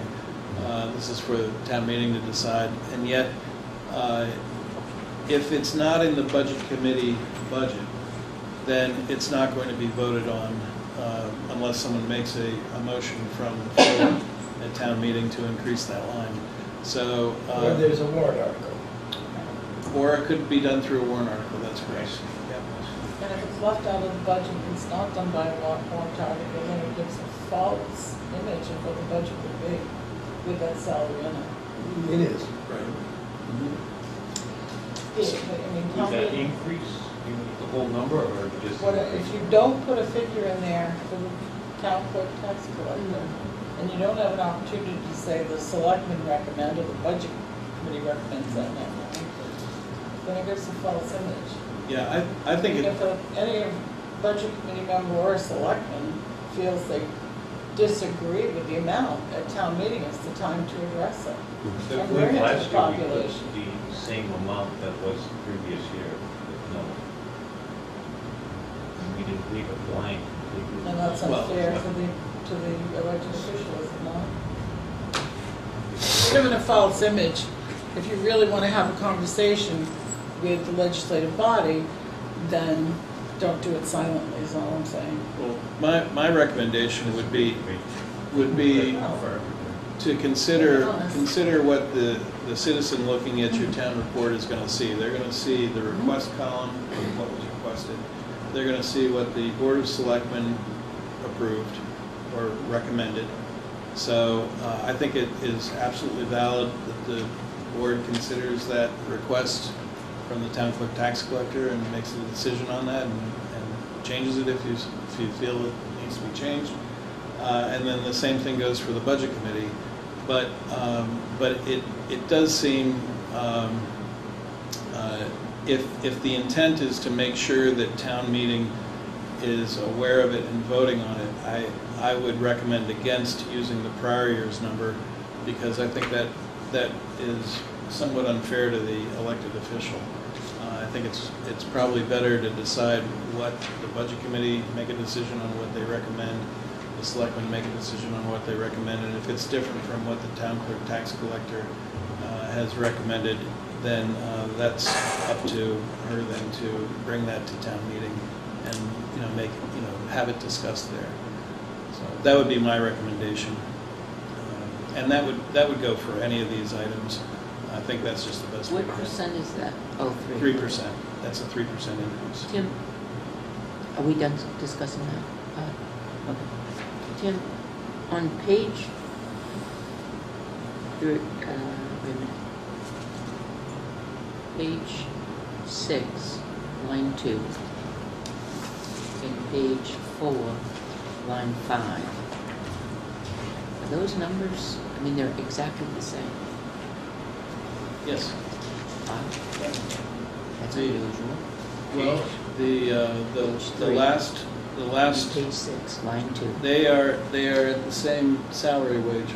I don't even have to look, because the last increase the Board of Selectmen provided to the page 6 employee, the deputy, brought up to the same And amount. page 4. Same amount as the administrative assistant. They're at the same wage. Line, That's very unusual, isn't it? Never seen it before. Happens in the PD. You just don't see it Well, broken out because they're on cruise steps wage. though. I mean, Look this at is the totally hit- two yeah. different departments. Look at the history of the increases that we're given. Right. And that's why I'm saying it's kind of unusual to have that happen. So in any event, Those the are- deputy as well as the administrative assistant are at the same rate of pay.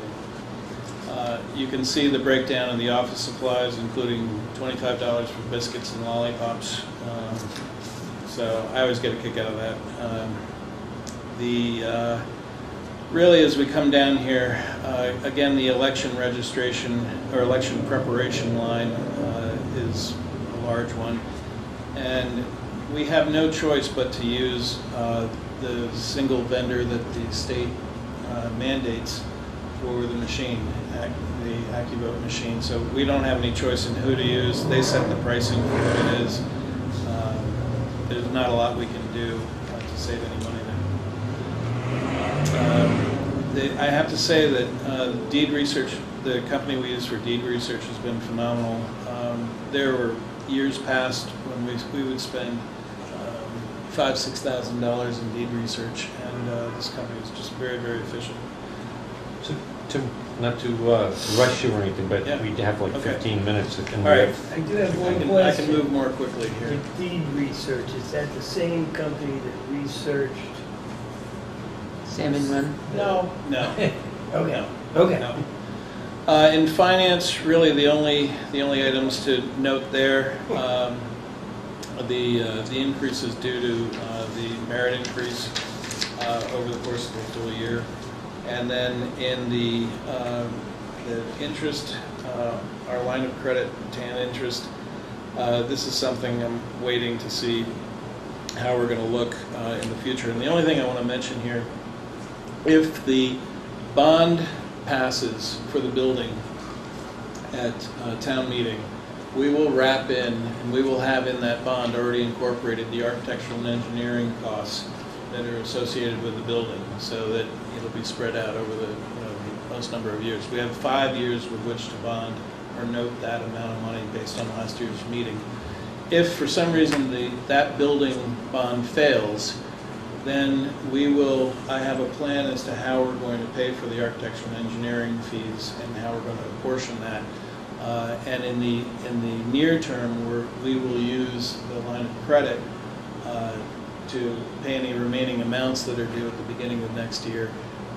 And then we would do a short-term note that we would pay off within 5 years, so to pay that off. Because otherwise, we're going to take $194,000 hit, $194,500 hit, which would be inadvisable. So, having said that, as we move on, I think so. yeah. I concur. Very little difference in long-term debt. There's just a seesaw between principal and interest, which is just a normal part of the amortization schedules. I've discussed the need to migrate to Windows 10 and some of the increases in IT budget. Land use, the number that you see for the technician support, that does include the 2 additional days for a person in 2020. So you see where that increase is there. You see the decrease in the coordinator. That's actually compared to the planner's salary from prior years. If we move on to page 8, there are very few changes in health and welfare. Very few changes in the remainder of land use, as you can see there. In public works, so you see the increase in the director technician line, minor increase in the crew's wages, reduction. He believes he's going to be successful in reducing his overtime. And while it is over that amount now, he does have this another person that he did not have last year, so it's entirely doable. As we go down through here, you can see there is a savings in health insurance as well, and numerous other smaller savings. He went through a fine-tooth comb very diligently. There were a lot of discussions about gas, diesel, and fuel costs. Right now, the oil is at a fairly decent price, but we do pay the going rate, less taxes. You'll also see in the police budget we reduced their fuel line somewhat, partly because they're running mostly 6-cylinder cars now, and they're not leaving them running all the time. can I ask you a question? Yeah. Highway equipment maintenance repair. I'm delighted to see it go down, but your note says anticipated maintenance increases. Yes. Yeah. Can you explain how we That had increases and we're still managed to drop it? I like that. Yeah. I believe that was a dropping right there. Which line is it? Third one up from page 8 on the bottom. Like 340. 340. Oh, 340. Okay. Let's see.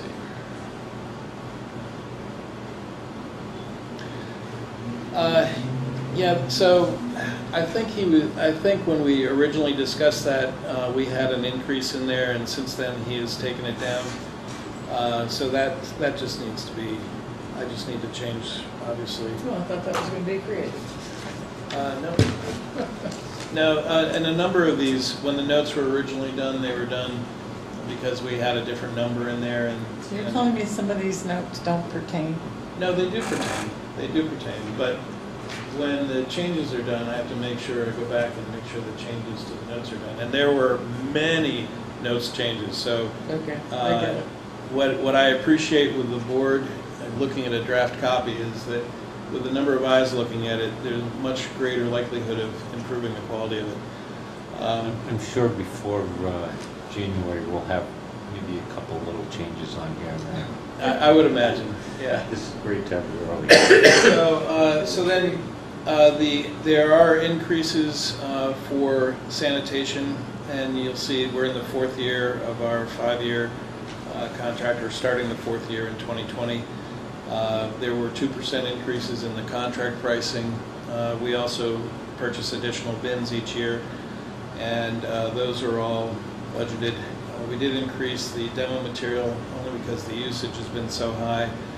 And then I will provide you a recommendation as to where we're going to move that Parks Building and Grounds maintenance line, which appears at the top of page 10. So for household hazardous, I mean, for our, yep, can't think. Our, Household hazardous waste? no, our 2 weekend, 2 Amnesty. amnesty. Yeah. Thank you, brain died. I don't see changes for them. Well, in the demo material, that some of the increase is due to Amnesty Week, so that's where But I some of the thought- Amnesty Week is in there, and some of it is through our regular tipping I fees. thought there was going to be a suggestion for change. There was a suggestion for There- change, it's but we being- haven't done it It's yet. being worked on. So it's not reflected in It's this not budget reflected yet? here, not Maybe yet. that's things to come? Yes. All right, and finally, well, not finally, but the police department, you'll see that there are very few changes to salaries. You can see what those are. Those are all based off of the current contract. We will have a new contract for 2020, but the increases that are in the collective bargaining agreement will be in the warrant article for that. And we will have to show 3 years in that warrant article of what those increases are. So any of the other additional items, if we end up providing more uniforms or more this or more that, those items would all be identified in the warrant article. So you can see the savings here in health insurance through the personnel changes were a little over $30,000. Very other minor changes in their equipment maintenance, repairs, and tech. The Cellbrite license was budgeted, which in the past has been a donated item. So it's now in the operating budget. That's $3,700, and that's for keeping current with their the cell phone forensic machine. Moving on to page 11, the reduction in weapons expenses due to that, the reduction in purchases of that new system. So that leaves an overall reduction of $20,000. And we'll go through this in more detail as you have a chance to read and come up with questions. In culture and recreation, you can see that there's several items that we don't have new information on. I have met with the chair of the Parks Commission, and that is his recommended budget, but he has yet to meet with the Parks Commission to have that agreed to. While you're on Parks, is the stipend in that? It is. Yeah, it is. Yeah. 150th is requesting $10,000 to complete out, that, and that'll be a one-time thing for 2020. Then finally, outside agencies, you can see again the check marks denote which we're waiting on information from. All the rest of them have been requested. One possible exception is the Island Concerts, which in their actual request didn't put down an amount, but I believe it to be the same amount as last year. She just omitted it by accident. So that's what accounts for our $27,000 reduction in the departmental requests. And then on the very back page, you can see where we are with our revolving funds and capital reserve funds. The police detail revolving fund, we've had a really good year. Revenues are 111,000, and we have a current balance of 29,000. You may have seen my note last month. We paid off the 17A cruiser, so that's all done. Recreation revolving fund, we've got 11.2. You can see all these donation items in here under the grants and donations. So there's, and some of these are specific to certain projects, and I haven't listed out all the individual projects and the individual amounts, but you can see under police, some of those are for bikes, chip readers, forensics, and lead. And then the land use change fund, easement monitoring fund, and then you can see all the other capital reserve funds at the bottom. We have not added to the town roads repairs reconstruction fund yet, nor have we, there's one other we haven't funded yet this year, but we will be doing so shortly once we have our tax pools coming. So that gives you in a nutshell the departmental requests. So I think we're in pretty good shape. It really is going to depend on how health insurance rates come in. Probably that's going to be the biggest question.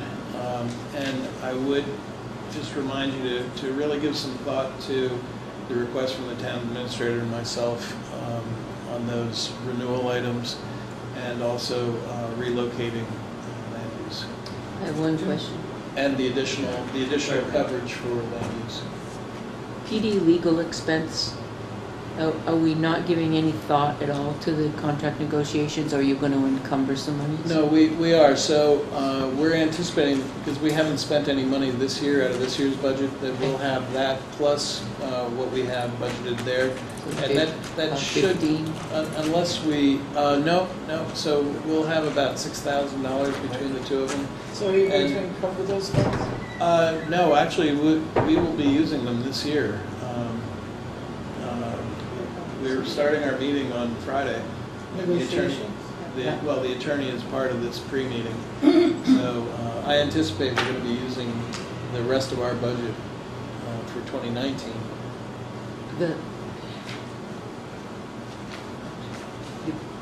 budget, the 2,500, the rest of our budget? No. This no. comes under PD. Right, yes. Okay, so And then any year to date, it says 2019. Okay. So there shouldn't be, I don't believe there's any expense to date for his legal. It says 20.5%. Or $500, okay. So we have had some, that's right, I recall now. Right. So we've got, we'll spend the rest of that $2,000 this year. We've got the $3,000 to go, and then the last time out, we spent all of $7,100. Yeah, I was going to say it was about $8,000 that we spent. Yeah, so we're, and I think it's going to actually be less than what we've spent in the past. Have you talked to Peter? We're going to talk tomorrow afternoon, but Okay, we'll talk to him. I believe, And it you may know, change? if we need to make a change, we could, but we also, I believe we have sufficient monies in our In legal our- line that if we went over, we could. So, anyway, So Don't want to cut yourself short on that. my question, where is the DPW invoicing shown? so I'm awaiting. You wouldn't see the invoicing on there, but I'm waiting for information from Public Works Director to invoice sewer. But otherwise, we haven't done any invoicing this year for Department of Public Works. How about last year? Because I asked, well, last year we didn't have a number. There, unless I'm provided with information to invoice, we don't have anything. So we're doing work for other It is facilities. We've Yeah. been doing it for a couple of years, but we have no record of ever getting reimbursed. I believe, I could go back. At Maybe one just point in look, take a time, we look. did, but we are waiting right now for the details so that I can invoice the sewer commission for the work that was recently Yeah, done. I think they did some water And work. the administrator is aware of it. She's expecting the invoice. I don't think there's any issue with it at all. And I'm just waiting on the details of the number of man hours, rate, that sort of thing, and then a description of the work that was done. But it's important that that all that invoicing goes through my office, because otherwise, we can't track the receivable. Don't see It it. originates with Public Works, right? The data originates from Public Works, but Is he aware that? oh yes, yeah, but they don't invoice. It comes from my office. Right, so So the Public information, Works is aware they have to provide you with the That's data correct. to invoice. That's correct. Yep.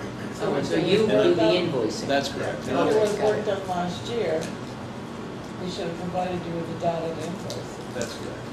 So I'm waiting on the information now. So, okay. Before you go, were you going to talk at all about the capital reserve fund? Oh, yeah, so we did kind of gloss over one thing in the land use budget at the end there. We have the charrette budgeted for this year, which Jeannie is working on the grant paperwork for that now, and more than likely will encumber that money, $6,000 into 2020. But in addition to that, we budgeted $3,000 for continuing work in economic development in 2020. But in our discussions, we determined that maybe a good thing to do is to set up a capital reserve fund for economic development that can be used for certain things, and we're developing what sorts of things could be handled by that: beautification, other smaller projects, but things that would help Signage. things that would help help the town and hopefully help businesses and townspeople combined. So part of that was recognizing that some of the monies from the prior Main Street program, half of that money, when they dissolved, went into the Parks Commission revolving fund. The other half of it went to Rotary, which was, with certain restrictions for summer fair. And as we all know, that the timing or effort at the time couldn't come to fruition. So that money hasn't been used yet, and we thought that it would be a good thing to approach Rotary and see if they would put this money into the, provide it back to the town. We could put it into this capital reserve fund for economic development, understanding that that money will be restricted for summer fair activities. But then also by when we create this capital reserve fund in the 2020 warrant, that we also put in there a matching amount, so that we really give it a kickstart. So it's roughly $5,000, a little over $5,000 that we're talking about. So the warrant article would be a recommended warrant article covering X, Y, and Z items, and then that can be talked about and putting in a matching amount that would come from Rotary. And that would also create an account that people could donate money, other businesses could donate money to it? Or? So that, it would be, we would recommend the selectmen be agents for the fund, and if necessary, maybe put in the warrant article about public hearing or, what have you, so that people, could see how that was being spent. But So that was a Tim idea, which I thought was a great idea, and I went to Rotary. Our idea. Huh? Well, yeah. Oh, so we jointly worked on it. Yes. Anyway, I went to Rotary yesterday and made the pitch, and they said yes. So, Nice job, Yeah. nice job. So that'd be a so that'd they be will be great sending us a kickstart. check. Yeah, that'd be a great kickstart. Is there a possibility that this Did you money? leave that out? What? Oh, you're saying, I'm thinking you're gonna go to Rotary, and then all of a sudden Jeannie says, well, we went yesterday, and they said yes, thank you. Well, you did say I'm out of time. Oh, So, Trying to be. I love to hear that, so I'm going to give you all the time you want. Is there a possibility in the 2019 budget that there would be money left over that the planning board could contract with an outside agency to finish our master plan that's been worked on for 20 years? Well, so I'm very protective of the monies right now that are, if you Yeah, will, we heard the left over. squeaks coming up. Only because we're waiting to see what happens with the state budget. In the I continuing understand that. resolution, I have, usually I don't do the 434, which is our estimated revenue, until right before we do the tax rate. And the DRA knows that, they don't have a problem with that, even though it says September 1st, but there's no penalty. That's something I do and I sign. It's not a board thing, but part of that is determining how much fund balance the board wants to use to buy down the tax rate. We increased our unassigned fund balance last year by over $207,000. We are proceeding currently to have our revenues exceed our expenses this year. And what I was hoping to do was to see that we can maybe buy down the rate by half of what the land purchase was, so that we can explain to townspeople that although this was a big impact in 1 year, to do in 1 year through the tax rate, that because of our good stewardship of the budget, that we're able to pay for something. And I appreciate that. But for 20 years, they were working on it when I was elected. We have not had an updated master plan. A lot of good people, lay people, have tried to update it. We really owe it to the planning board to create funds, whether we have to increase this budget, put it in this budget, so that they can have a working master plan. I have no idea what that. Oh, no, I know. I mean, I don't know what that. It's frustrating. I don't know if is that 10,000? Is that 40,000? No, so, Jeannie, give yeah, some ideas. so Dari had actually gone out to find out what that would cost. And I think he came back with a price. I think he only went to one group, and I think it was like $30,000. He went to Lake Sweden Plural. Actually, it was actually, I believe it was Steve Whitman. Oh, did it? But in any event, Other- I agree with you, Catherine. I think that's something we absolutely should do because it helps everything. And if that's something you're interested in, I certainly will look for bids. Get 3 It's a vital bids. tool for the planning board. I The agree. planning board, And I just think we talk about we owe it economic to the planning development, board. Well, Yep. true. but we don't have No, any, that's very true. They've been trying Yep. diligently. Yep. Well, I'm happy to get you 3 bids for that. I say go for it. I do too. Yep. John? unanimous? I make, We have, yeah. all of us unanimously saying, Yep. Thank you, Jimmy. let's See if we can find the money. prioritize. Okay. Get the bids first, and then let's see if we can find the money. That's a great idea. If we can find the money. That's Excellent it, job. Tim, thanks. Tim, Good. Tim and Jeannie, excellent job. Excellent job. This is great, it's early. Nice work. Really. Good start. Next time. What? Everything. The phone. I thought you meant savings, the tax decrease. Well, Percentage. I would love that, but, You never know, we might be in store for a big reimbursement on our taxes. It'd be nice to have. Lodging and meals, and I think it's been a good year for the state, let's hope we get a good impact. You're optimistic. Yes, it is. But I like that about you. Okay, Something else. so, next thing we have on the agenda is the town administrator's report.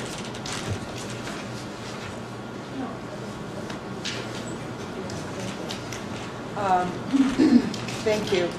The first action item is, you'll see that we got our first design for the siphon pump station mural, which was submitted by Southwick School. It's really cool. I brought you a lot of copies. That is very cool. Yeah. I thought they did a great job. That is so good. Is there a protective coating that we could spray on this one? Yeah. Not really, just Super paint. cool. Oh, yeah, that's nice. So the Mhm. teacher is going to come down and draw it out, and then the students will come starting September, the week of September 23rd, and do the artwork. Yeah. So she asked me the question, which side of the pump would she get? And in my opinion, first come, first serve. Mhm. So, Definitely. Absolutely. Sounds good to me. so I was really very excited. So I'm looking at my request to you here. This action item is to approve a purchase for paint for the mural. And of course, if I were sitting on the other side of the table, I'd be saying, well, what is that, Jeannie? And I haven't gotten that quote, but what I will tell you is that my intent is to see if I can get the paint donated. So that moved. So that it's not going to be a cost to the town. I'd like to see the paint purchased from a hardware store in the center of town. Well, Or- If I'm it has trying to be to... purchased. If it has, yes, I agree, if it has to be purchased. And my thought is, honestly, I don't have any idea if it has to be purchased. I'm thinking under $500, but I really don't know. But again, my goal is to get that paint donated. Does it have to be a specialized paint for concrete? Acrylic, I checked, just acrylic. Just acrylic? Yeah. So how That's much do just you the think coat. that it would take in total to, Because Well, there are a lot of colors. There's a lot of colors. you think like $500? I'm just ballparking it. I mean, I don't know, and I don't expect that they will use all the paint. So the next Let's say there's 4 walls there. This is one wall. I understand yeah. that, but $2,000 if you extrapolate that. Well, like Ginny said, they're probably going to use all the paint. Right. So we Yeah. just save it for the next. For the next walls. crew. Right. So That's a great idea. I don't know. Like I say, my intent is to see if I can get that and the supplies donated, but that's where we're at, and I'm pretty excited about our first mural. Absolutely. So, all right. So, as I understand it, I'm going to look to see if I can get that paint and supplies donated. If I cannot, I'd like to have the authority up to 500 or under 500 for the supplies and the paint, and if that happens, it would be at the local hardware store. So moved. So moved. Second, I think I know where this is going. All those in favor say aye. Aye. Aye. Opposed? Unanimous. Thank you. The next item on your action item, we received the wetlands permit approval for repair work for the True Green accident. The contractor will be ready to remove the capstones and put them in place in about 2 weeks. He signed up on the wetlands permit, and I need the selectmen, and unfortunately there's only one line. Just state form. Who's the contractor? That is Hummiston Construction. I had tried to get another bid, just there's not a lot of folks out there. If they're not booked now, then I don't know if you really want them. So we can either subrogate our authority to John, or we can all sign underneath him. Just squeeze it right in. No, let's just sign all over it in different spots. Okay, we'll have Maybe John in time sign they'll on the learn to line. put in the right number.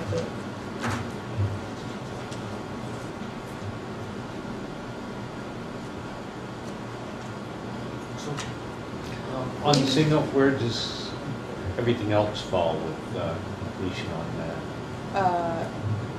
The project itself.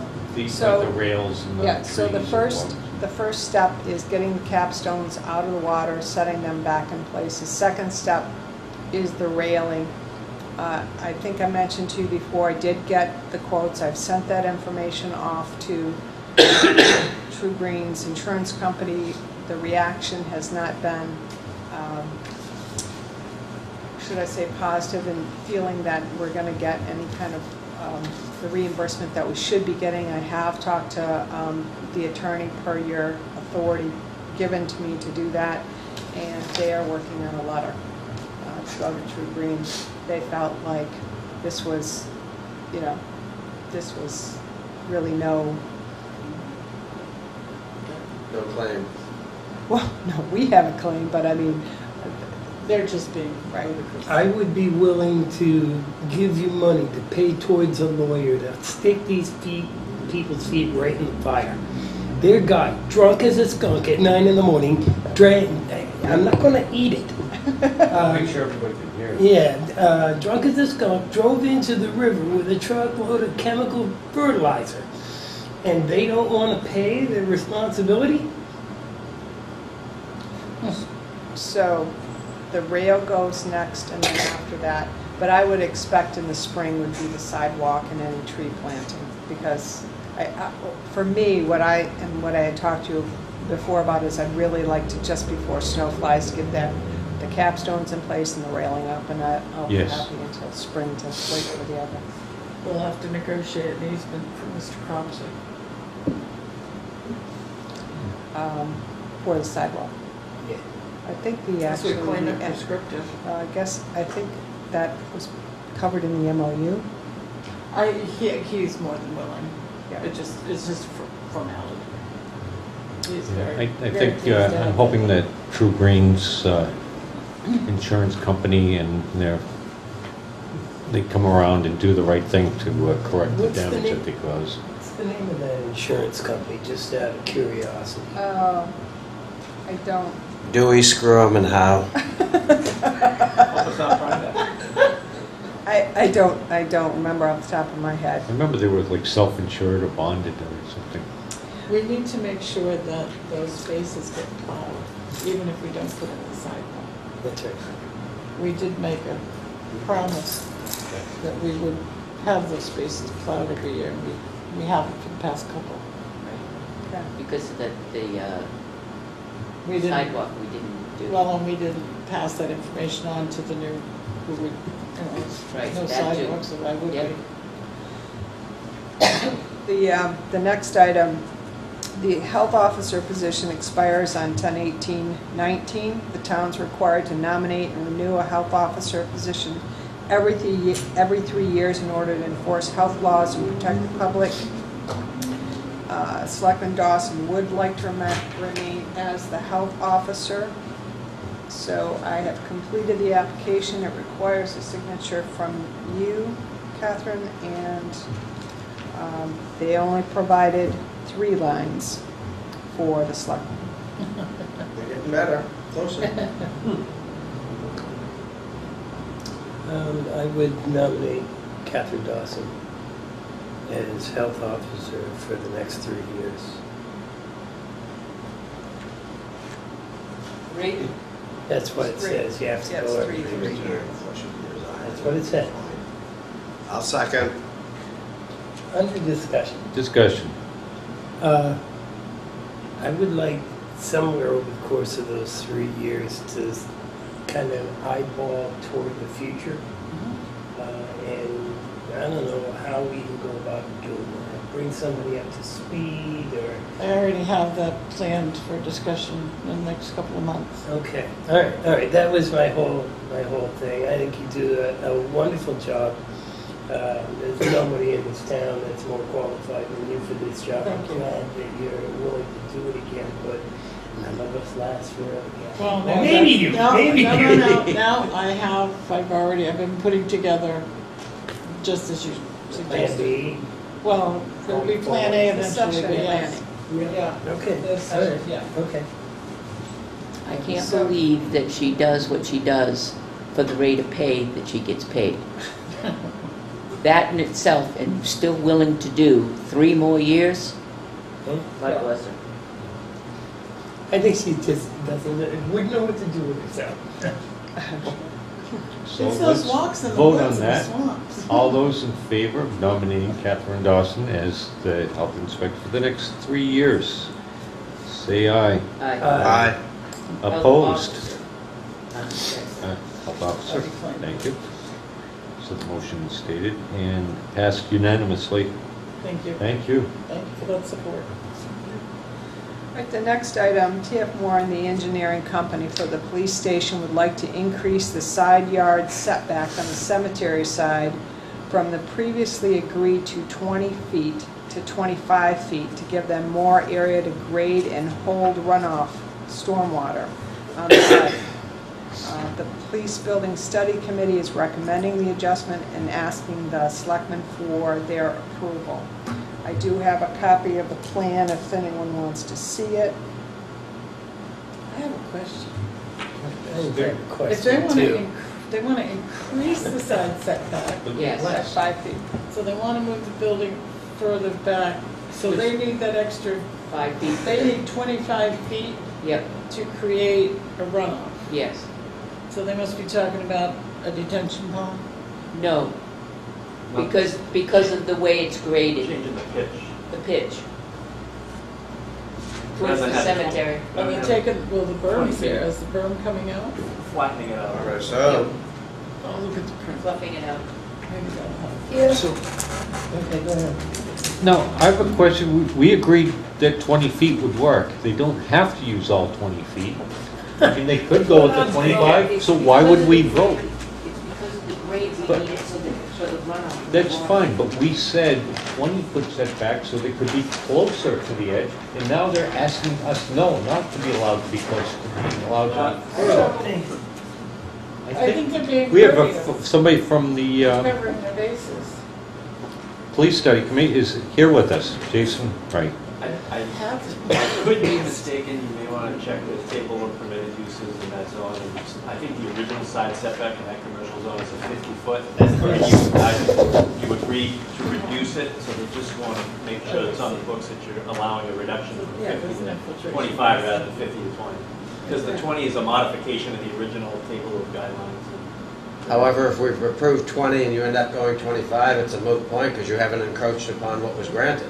I Here's the I thing. think it's a housekeeping thing, that you're allowing But one. if we allow 25 only, that means that that 5 feet can't be used for any other reason.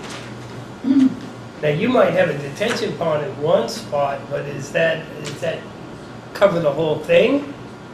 Or the setback, Fences. I think for that refers to property line to the first constructed or first unnatural, the first man-made object. That's correct. Yeah, and on the books, it's a 50.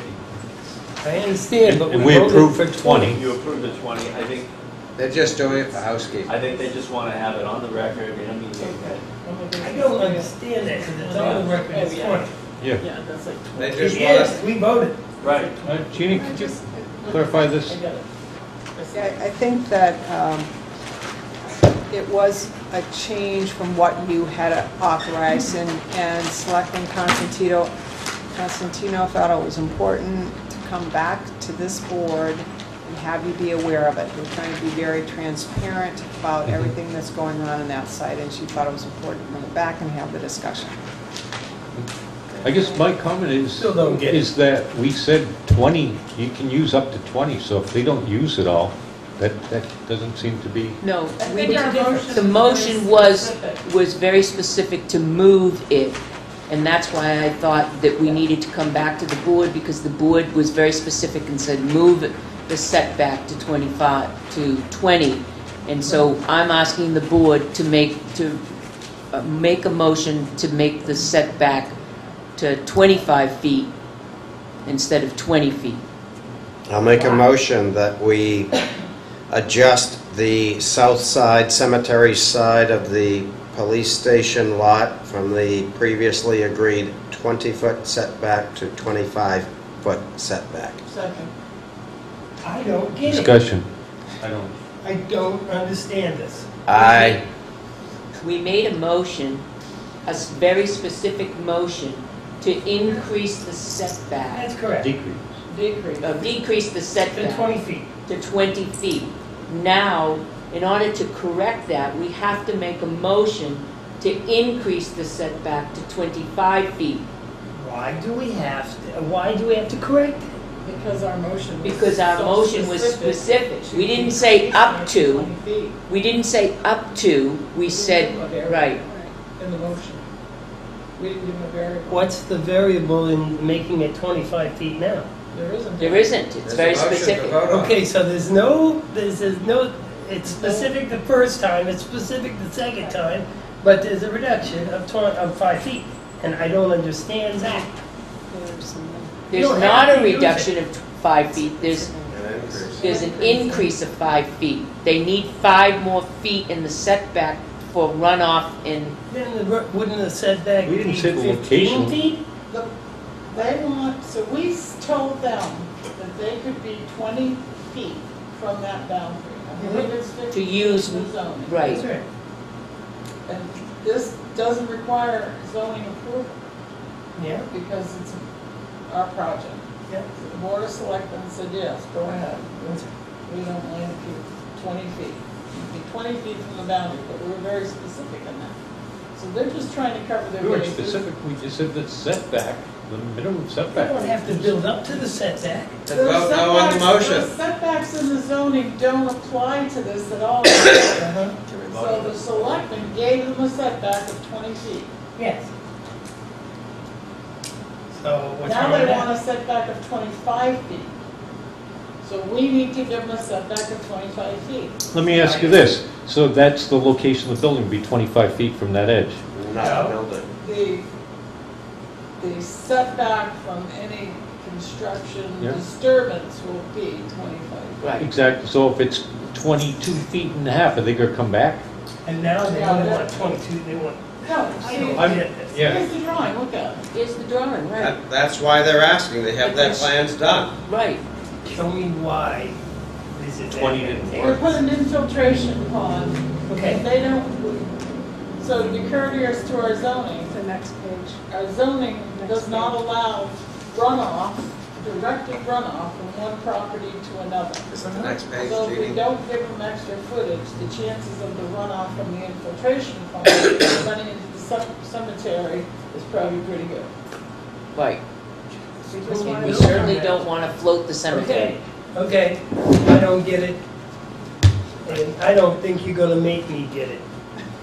You don't have to build any closer Do than you 25 remember our feet. workshop You last- don't need us to Do you change remember the our setback. workshop last week when we put up on the thing, it said, trust the process? I don't if I don't get it, I don't trust it. I think Right, they're just, all in favor? All- No, is all- you're in charge of this, are Any you? further discussion? All those in favor say aye. Aye. Opposed? Me. Nay. Pass. And I just Let want to the record reiterate, show. I was fine with giving them the additional 5 feet. You That's didn't all. even have to use it. All right, next.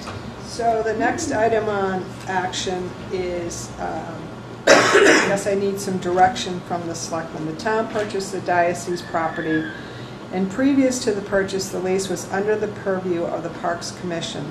Recently, a question was asked before they started to do the perk test, had the Parks Commission been noticed? And my response is no, but they had not been noticed when we did the environmental work. They had not been noticed when we did the surveying. So my question to the board is, who's in charge of this property now? Now that it's being developed. right now, the Parks Commissioner So then it Well, then we requires should a... move that the selectmen should be in charge until the project is finished and then give it back when the ball field is reconstructed. So who conveyed the permission to the Parks Commission? the Board of Selectmen. When it was a park. When it was a park. It was owned by the diocese, right? It is. Is not- there a it police is- station It there? is a park. That is the 132 ball field. That has not changed. This project has not been approved, so nothing's changed. That field is actively being used. Actively. There's scheduled for the practices, there was just an event there over Labor Day. No, I completely agree. Saturday, so the only concern is if the park commissioners aren't aware of, like, the perk tests that are gonna be taking place, You could have kids with twisted ankles. So I think that we should take over ownership until the project is completed, but work very closely with Parks Commission. And that way, we've got the total absolute liability with us. The liability is with the town regardless of who manages it. Well, And why then, would you take it from the park commissioners and not? and then there's no question, and then we know what we're All you doing. need to do is communicate with them so that they'll be aware of any trip hazards, equipment that's going to be on it, so that when they schedule their events, they won't. So if What is the we, mechanism to do that? but what, Communication. so, okay, so Jeannie calls up and says there's gonna be a perk test next week, and Parks Commission said, oh, no, you can't have it next week because we got an event. No, what we would say is if you're going to do it, we do have an upcoming event, can you restore it so that we may hold our event? If Yes. you're doing a perk test, you're not going to be Right. leaving this place like a minefield. I followed up on that question with the folks who will be doing it. The perk test will not be done it's going to be done within the area that was identified for the building of the police station. So it's not, And the ball field currently Is is so in I that guess the zone. question Yes, is, the football field. Yeah.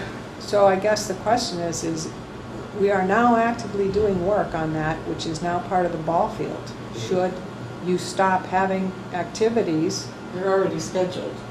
Because So there's no are we holding communication. off Well, we on- can't stop doing perk tests, Right. we gotta have this information though. So it just needs, so the park commissioners just need to know Right. when that's going to take place, and they're quite capable of altering and Mhm. working around it. The problem here is a lack of communication. There's an event Saturday. Okay, that goes right back to my question. What is the mechanism for that? Jeannie talks to the chairman of the Parks Commission. We send a letter to the Parks It's just a Commission. simple email. Email.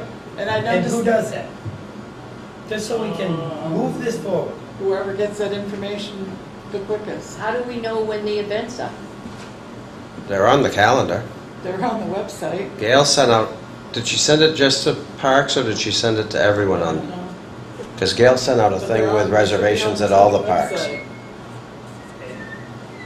So if, Makes sense. All Parks is looking for is, if they're gonna dig, that's fine, they can restore it so that we can still use the fields. So would you not have it be restored to be under the purview of the select board with the understanding and knowledge that there are events going to be happening and that we communicate that with the parks? So is the selectman then gonna take care of the events and that budget from Parks?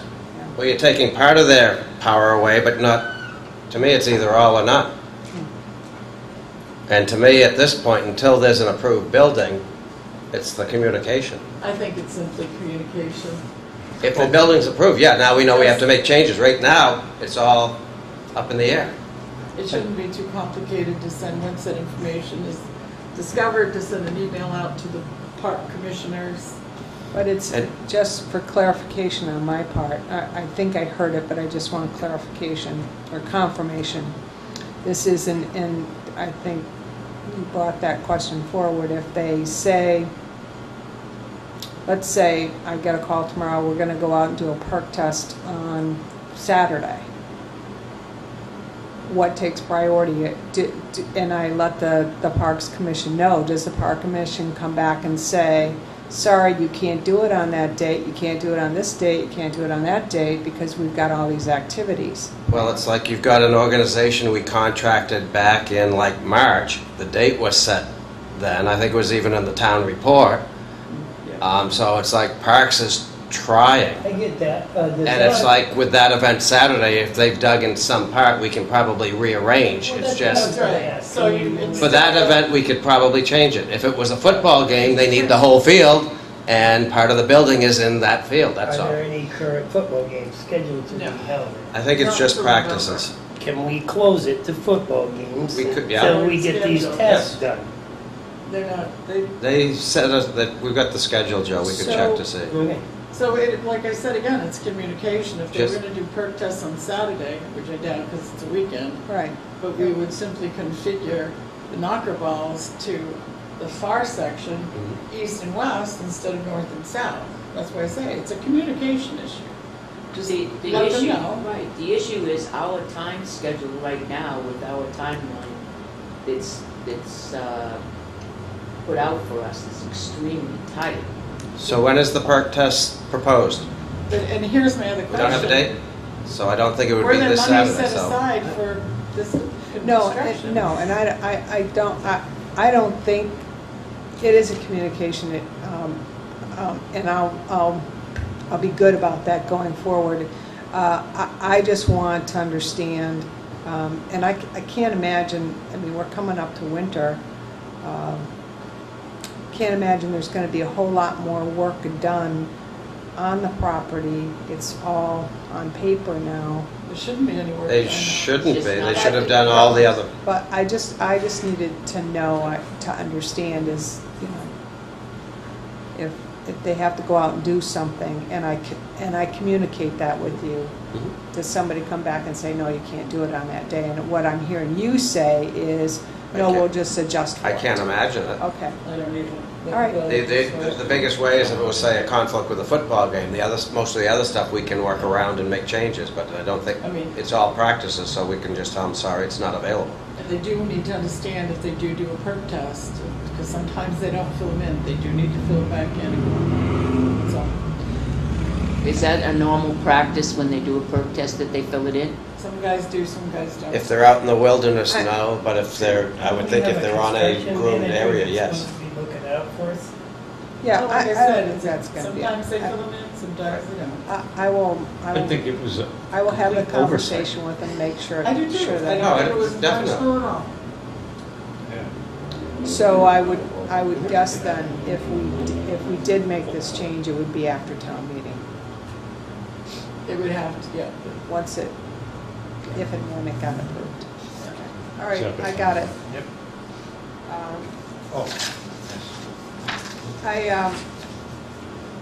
I just wanted you to note, because I was pretty excited about that too. I got a email from the Tilton School that they have 47 of their sophomore students and 7 adults who are going to help plant bulbs.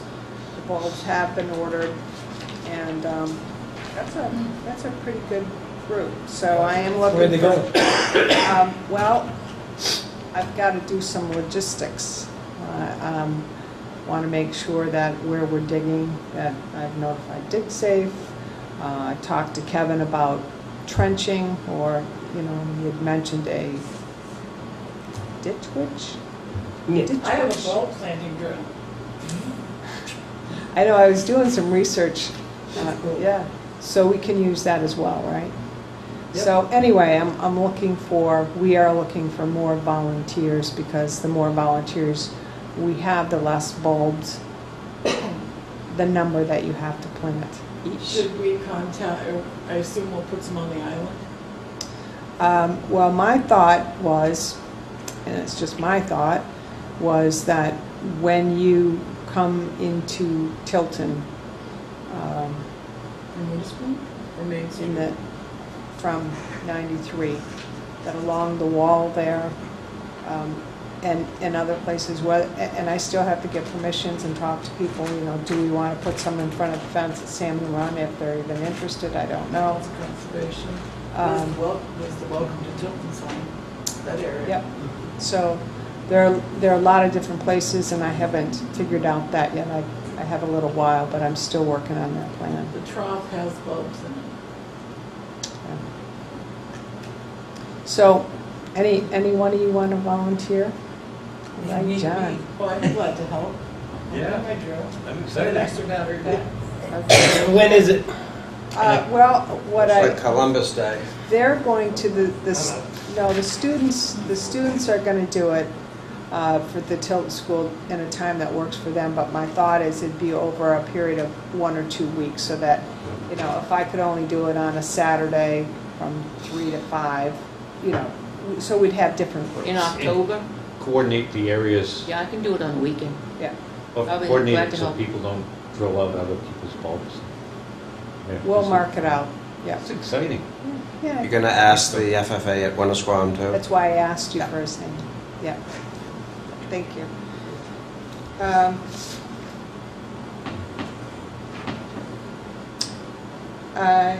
Well, the Master Gardeners one might want to join in and plant some too. I think that's it for me. Yes, and I've already talked to Kathy Mitchell. Oh, good. Unless anyone has any questions for me?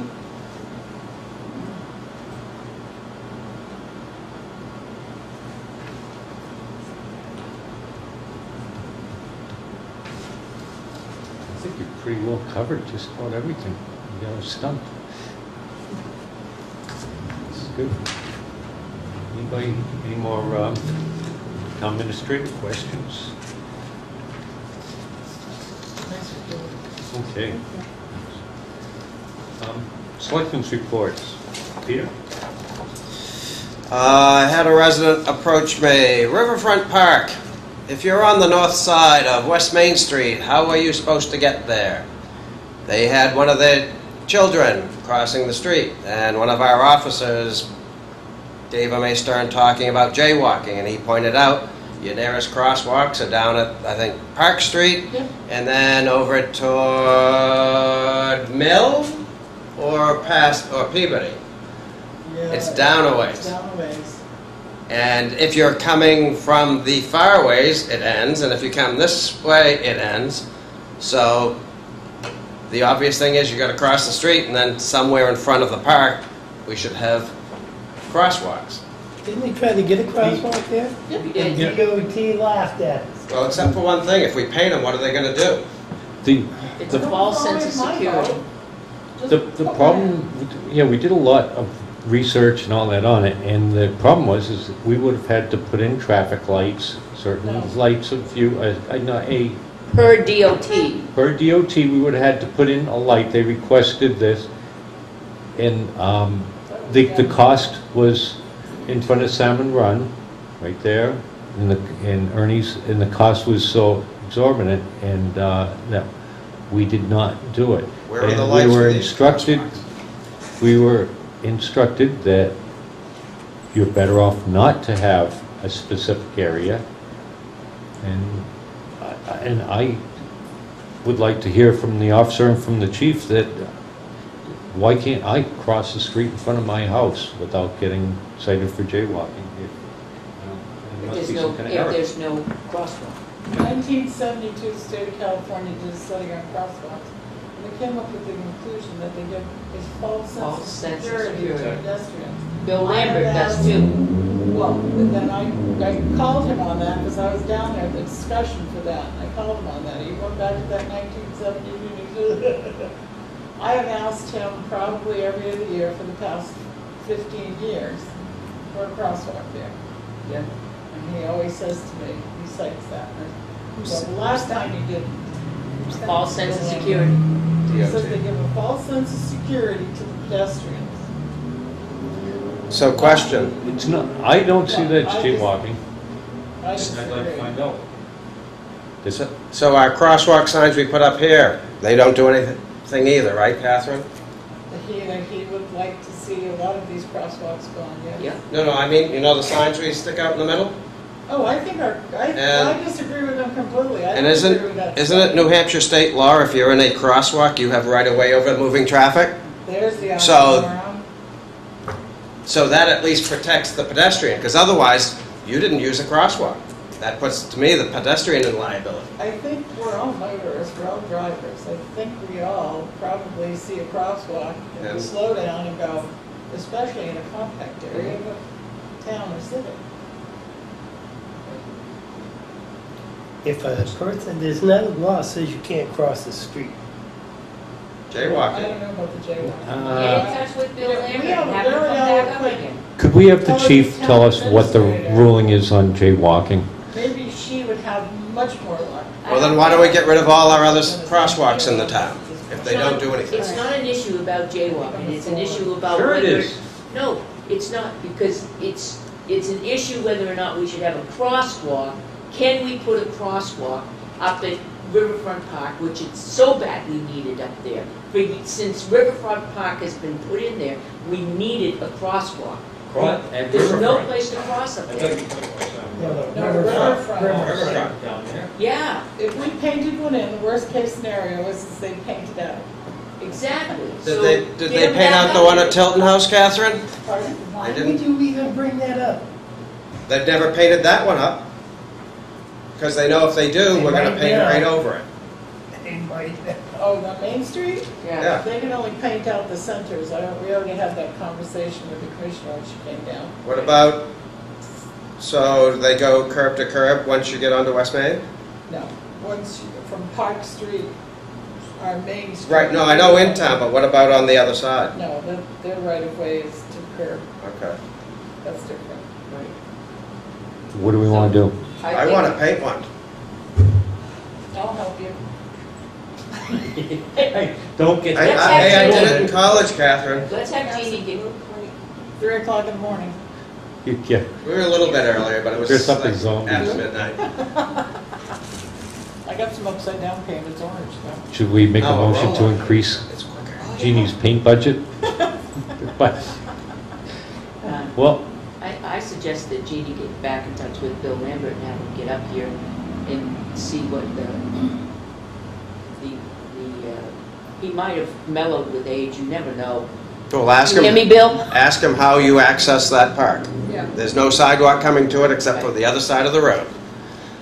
And go from there, and if he says, no, we're not putting in, because he did specify that there was supposed to be a light there, and it was $120,000 for a light up there by Winter Street, between Winter Street and the opening of Riverfront where the handicap parking is, $120,000 at that time, and that was about 5 years ago. How come there's none at Mill Street?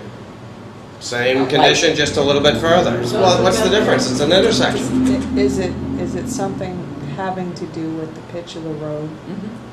Yes, With the that's what? part of it, The pitch of the road? right, because you're coming down and you can't see. Where? Not if you put it at Winter Street. If you put it on the west side of Winter Street, coming down Winter Street, you're not in the way. If you're on West Main, it's flat. If you went up by Winter Street, where Winter Street connects, you could see going up and you could see coming down. So could we not put one of those devices in the middle of Route 3 there saying caution people crossing without a crosswalk? Yeah, the buses would take it out. well, I Just think, saying, because the buses turn there to go up Winter Street. Well, we wouldn't have to put it right there, but we could put it up a little more. It would slow traffic. can we talk to the chief and find out, are they going to be enforcing people crossing the street as jaywalkers there? And also look into putting in a sidewalk, or, I mean, a crosswalk. Well, since the crosswalk is the only thing that's going to protect a pedestrian under RSA's, we have to do something. Do you have any sense, has anyone done a kind of a study to see how many people are crossing there now? There was one this morning when I was heading into work at 6:50. There's a ton of people that come from Cedar Street, the village, Winter Street. Right. The veterans walk down there, and then they cross over to the park. There's probably a half a dozen or so in a group that come from the veterans home that go down in noon time, that go over there and cross over. And there's lots of people with baby carriages and thing at noon or 1 or so, and then cross over. But no one's ever done a count? An actual physical body I count, bet there's no. more than at Deer Street. So, have there been an accident? There's been vehicle accidents there, Pedestrians, no, but pedestrians, no. vehicles, yes. Near misses. When we have Near events misses, there, yes. The Go Home Day, the fireworks, Mhm. the end of the Christmas parade is there. Yep, There are. yep. Yeah, I don't think a crosswalk's going to save that. Yeah, I mean, it's like. I'll talk with the chief and I'll check with you. Right, and they have Riverfront Park events there, the Park Commission has events, Easter egg hunts, Do they? things like that. Do they? Yeah, Yep. and, So does the and, PD. and there's a grove. When we have our barbecue up there, the town event, everything, groves coming across the street. You can't get across the street. It's a known event. Can't cross the street at that time. That's it. Okay. I have two things. One is I don't know if anybody got this email, I don't know if it was just sent to me or not, but I'm going to reiterate it, that the Tilton Senior Center is inviting the Board of Selectmen to the Senior Center Week open house for Thursday, September 19th, from 9 to 1 p.m. Dinner is at 11:30 to 12:15. It's an RSVP. There's going to be music and dinner, so we have to RSVP. Well, it says September 9th, but they're still accepting the RSVPs from the Board of Selectmen. So we are cordially invited to the Senior Center Week. The other thing that I have on my list is on tomorrow we're meeting, Jeannie, myself, and Tim and Peter are meeting with Peter Phillips, the attorney for starting the CBA negotiations, and everybody's here at 5 p.m. And everybody here has been through contract negotiations with us, right? So look through the contract, it's time, see what you feel needs to be changed and pass that into us soon, ASAP, within the next couple of weeks. Get your thoughts written down, pass that into us. However small it is, an idea, whatever. I got mine written down in a folder. So just go through it and let us know within the next couple of weeks, because we're going to start scheduling with the union. That's it. I just have one thing, but it's really a suggestion. We have our selectmen's reports at the end of the meeting. Is there any way to move them towards the beginning of the meeting? Because we have periodically overlooked selectmen that had things to say. And I'm guilty of that because sometimes I'm really anxious to Last week, go home. I apologize. I apologize. I agree. We should move them up, I think. But also because, sometimes we bring up topics that we might want to address later in the meeting. If we had them at the beginning. I was gonna say, or I could just have your names on here, and so they're checked off, so there's no, as you're looking at the agenda, you're checking your name off, so you don't forget, because you're looking at the agenda. But there's no reason why you couldn't put it to the front either.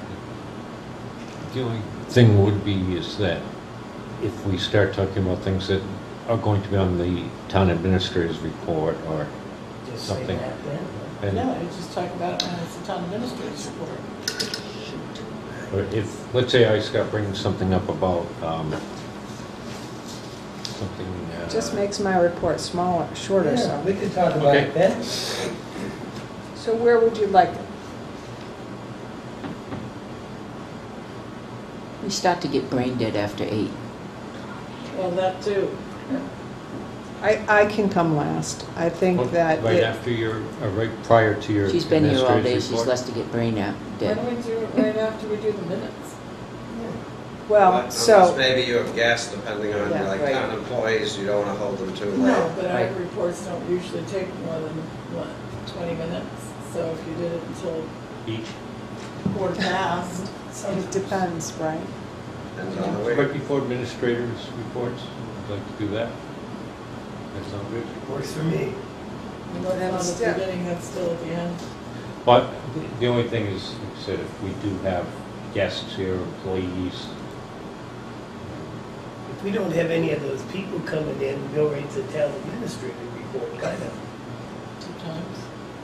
So do you not think that if I put all your names down on the agenda, the chairman could check them off, that he's asked each one, so that no one is forgotten? That might work. yep, Works for me. somebody motion to adjourn, so. That's right. That would be me too. So why don't we put you before me, and I'll put your names down, and we'll see how that works. Give that a shot next week. So it works. What else? Joe? I forgot Yes. one thing. Go ahead, John, and then I'll do it at the end. Yeah, so one thing, driving down past like by where the golf course is, where Lone Star Barbecue is, noticed quite a large number of piles of dirt that were piling up on that lot that's already consisting of fill. So that was reported to Al, code enforcement, to find out, just to remind them that you cannot fill in wetlands without a dredge and fill permit, and it's very expensive to remediate that if you do it wrong. It doesn't just get forgiven. Mr. Moore is Depends. working with the engineer, the planning board consultants for that project. Well, my question was, are they intending to fill that in? That- Don't know, I just know that they're working with the engineer, like the planning board normally consults. So it's not just a random thing. It was before my time, I haven't heard anything about it. Yeah. So I And think- one of the things original, when they did fill that in originally, they were required to put a fence, chain link fence up to prevent snow and everything from going into there, and they've removed that fence over the years, so just, Is protecting the the code wetlands. enforcement officer aware of that? That should be something. I brought it up Okay. over the good. years. No, I mean, in Did this you file a recent. report? I would give it to him again. No, I couldn't file the report, it was on my phone. The other thing is, on the corner of Lancaster Hill Road and 132, there's a house there that have a pond in their yard and adjacent wetlands, and they had some type of equipment digging in that, and there's no permits for it. I did send a note over to the building inspector, did not hear a reply back on that one at all. So somebody needs to go up there and make sure they have a wetlands permit before they start, as it was Again, put it to gets me, real expensive. mucking around. But don't those reports come through us too? Yep, I didn't see it. I didn't see that. Nor did the Conservation Commission see that. And he doesn't work tomorrow. I have not seen, the I dredge and notified. fill permits come to us. So you know, he knew that this morning? Yeah, He would've not done- yet this month, but the day before, but he did respond to that. Well, he would have done something. Everybody saw my email, right? So maybe somebody could check into that before it's too late and it gets real expensive for the person that may be accidentally not knowing it. Okay, I'll talk to him. Somebody can go up there and say, hey, I'll kind of cruise up there tomorrow and see if they're doing stuff. but that's about it, that's all I got. The other thing was the signs. It seems on the weekends, and sometimes longer than the weekends, we have different companies that will go out and plaster the Route 3 corridor with signs that say Mattress Man, Sale. sale, yeah, and all these things. We buy houses, and just like strings of them, and we do have ordinances against that, and it looks like trash, and these are company or businesses that aren't even located in our town. You're saying they just put them up on the weekends? Yeah, Yep. Yeah, but they take them down. but they take them down at the end of the day or Yeah, they have to before keep Monday them morning Will they because, put them up again this weekend? Of course. Yeah. Probably. Probably. and so, They drive off the road way In the Like right. a hay No. baler through them, So- Catherine. we have another ordinance against that, it's in the bylaws. So can any citizen or town official pick those signs up and drop them off at I someone? think your DPW could. Well, the Board of They don't Selectmen- work on the weekends, so that's why they do The it. Board of Selectmen is the enforcement authority. We hire the code enforcement officer to do it for us. So I would suspect, since he works for us, a selectman probably could. I wouldn't dispose of the signs though. No. I'd bring them either here or Public Works. I believe there's a fine for it. But wasn't there something in the planning board that And some kind of a change where you couldn't pick up signs. There was some type of RSA that was amended, some type of an addendum last year or the year before that said that signage, something like that, you couldn't go in and it was allowed. Those political You signs? can't pick up political signs. No, not just political signs. I know we don't allow off-premise signs. Yeah. There's true. some type of signage that they were allowed, that they could be allowed on their property now, on property, that you couldn't pick up. I remember that because there was a big thing that, Oh, that's political signs. no, I we take it off couldn't my pick up, property. Yeah. couldn't pick up Paris nails, that was one of them. Because they had it on the exits and So- entrances That's to the- the highway. State property. And Right. that's why we made an Oh, on ordinance. state right away. That's on Right. state right away. Well, some of these signs that he's talking about is on state property. And I That's don't- true. Right, and I don't believe you can But touch that's that. on state property. It's the And we have state, no jurisdiction. right. If it's on state-owned property. Right. don't- Okay, so the strip of land outside of where Hobby Lobby is, Mhm. all the way up State. to BJ's. Yeah. Anybody can put any signs they wish there. Yep. The strip of land in front of BK's, all the way up through that intersection along where the vacant parking lot is, they can put them there. They can put them in front of the graveyard. If it's on state land. So anywhere along Route 3, anybody can post any signs. The state doesn't allow it either, but they have the same issue. Who are they gonna How do they enforce send it? out to pick them up? And every once in a while they will, but it's, Well, I just think it looks really trashy. We should review that, I can do that this weekend at home. Yeah. What's somebody apply for state laws? Because it just looks trashy, and especially businesses aren't even located in our town. I take them off my property, I don't care if they're state right away or not. So anyway, that's it from me. So that's a good one. you, So- you, I just want you to think about an idea that I had, and I talked a little bit to Jeannie about it. I want to, when, at the end of the year, the chief usually presents awards to certain police officers for different things.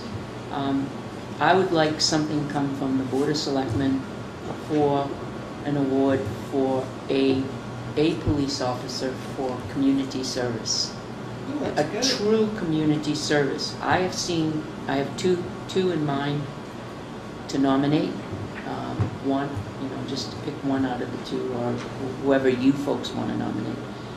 But goes above and beyond in their everyday work life and reaches out to the community in ways that they normally wouldn't in their everyday police officer life.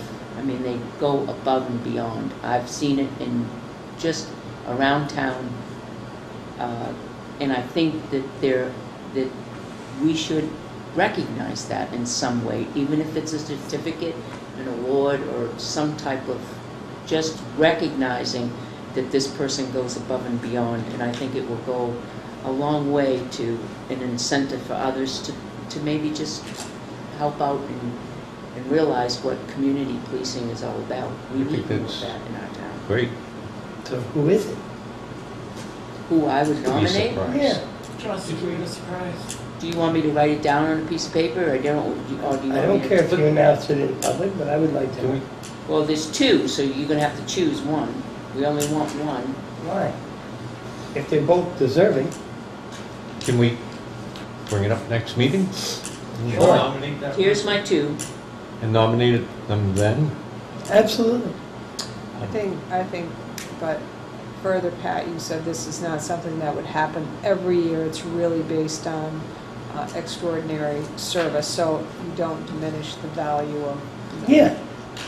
But when you say extraordinary service, is this while I'm on the clock, or is this I've come back and I'm doing community service Yeah. off the clock, because to me, that's much higher than I'm being paid to do my job and I'm community policing. And that's a good question, and I think you should think about criteria for that, so that it, And I think that that's really, I think that that's both. I really want it to be both. I've seen both of those do both. And that's really important to point out. It's not just about getting paid for it. It's about helping someone, helping a senior with their groceries at Market Basket while they're on the way in to do their own groceries. You know, things like that. It's about that. It's just common sense. One other thing, I brought it up before, we have the bylaws of 1938 posted, but we don't have anything about the permit required for the special details on our website. So if anybody could take a look, and the bylaws of 1938 are there, and there are things where, you know, you gotta ask your dad to attend a billiard hall with you, or get permission, you're gonna get fined $3. And they're really, you know them, right? I know. They're kind of funny. We even have like, But- what is it, George Conceivus Day or something? We have all So, like, some of the important ones, We have- yeah. are those bylaws still valid? Or are they just a nostalgia type thing on there? If some of them haven't been changed, and I probably suspect the billiard one hasn't, that's still on the books. And Yeah. bowling too. We're not Can't enforcing bowl. park. What do you think? Unless you got a note from your dad. I think it's gonna. Are we doing a Christmas this year, or are we not doing Christmas this year? Bah humbug. We are doing Christmas this I year. mean, a Christmas, Oh, a party Lunch. for the, because we Yeah. didn't do the barbecue. Remember we were gonna do the I barbecue? do.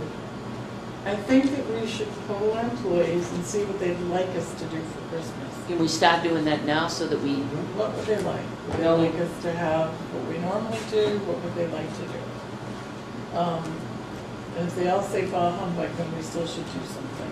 we should maybe do the, well, it's kind of cold for a barbecue, but maybe we should do something.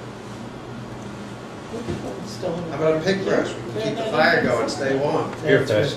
Jeannie? so I didn't know if you wanted to say anything about the meeting that we had this past week on economic development. I think that's, you know, we did meet, and we had some, 2 business owners, and we had our intern and our planning technician. And we went over, and we took a look at some of the previous efforts and ideas and charrettes that were put together by the Main Street Committee. Some of the, when we looked at them, they actually were 10, 15 years old. And a lot's changed in the business environment. There was a lot of like big dreams, but there were some things that we still have in common, and ideas that we all want. And it was decided that Jeannie's ideas, you know, and going forward and creating like 3 levels of ideas and things that we could actually accomplish, from, you know, an easy thing that's quick and easy that makes an impact. We have medium things, and then we have big things that we can do. Some of the easy things, or whether it's beautifying the town, such as putting all the bulbs in, or doing things that make an instant impact but cost very little. Great, such as putting parking signs out. One of the big things that came up is parking. And we noticed, well, we no longer have that sign that says municipal parking located out back. We all know where we can park, but other people don't. One of the business owners brought up that while Polly's was closed and a couple other businesses were closed, all the parking spaces were still full downtown, even though there were no business open. Right.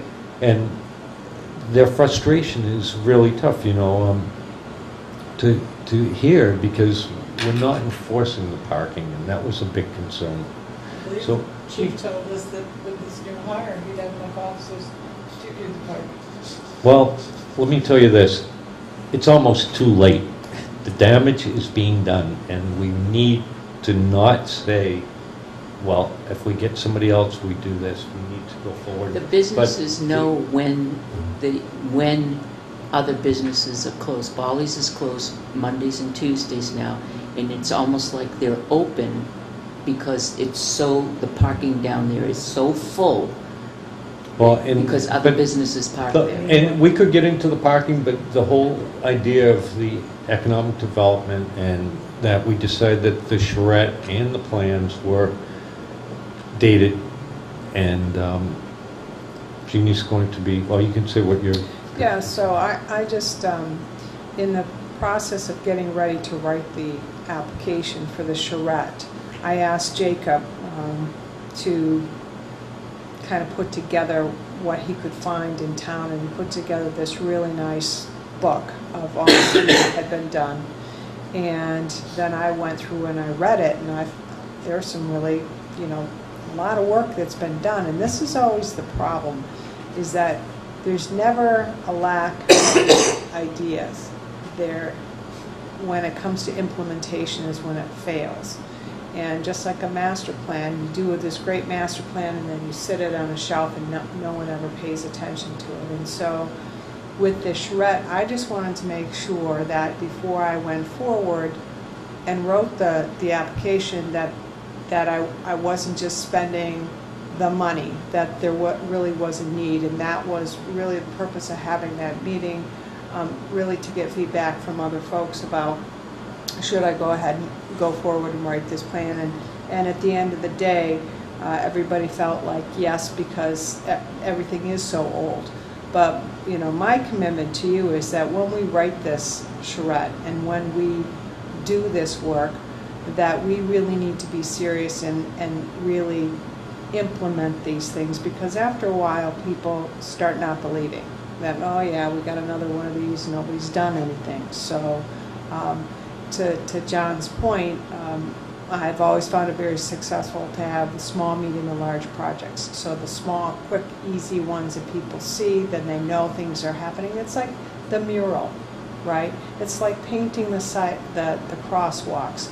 Those are the quick, easy things that you can see, but that make a difference. And then the larger ideas. So I am going to write it during that conversation, and it was great because we invited a business owner who we really haven't been engaged with too much, and what came out of that meeting is he said he'd like to have a conversation about opening up his parking lot to us, to let us use. Because do you remember that conversation, John? And so that's what I want to see is start having these conversations with the business owners and developing those relationships, because it can only benefit us and the whole community. So it was a good conversation, so thank you. It was kind of interesting. Everybody thought that the fellow from Elm Grove was the one who paved the sidewalks. Yeah, he said And they thought everybody was how great it thanking was. him. They thought what? Everybody was saying thanks for paving the sidewalks. And He was doing. I thought he was the one. So I think we send him the bill? Yeah. There we go. But yeah, and he sees, Chrissy, what he can do to open up some parking spaces down there. He's a nice person. So Smart. this is great. Except that some of the small things start the momentum. Yeah. Great. All good ideas. Joe? Public comment? I'll save it. We worked hard enough today. Motion to adjourn. Second. Thank you, Joe. Vote with your feet. Aye. Aye. Aye. Aye, aye, Official vote, yes. I'm already moving towards the camera. Oh, There. I don't know. Beep, beep. That's all, folks.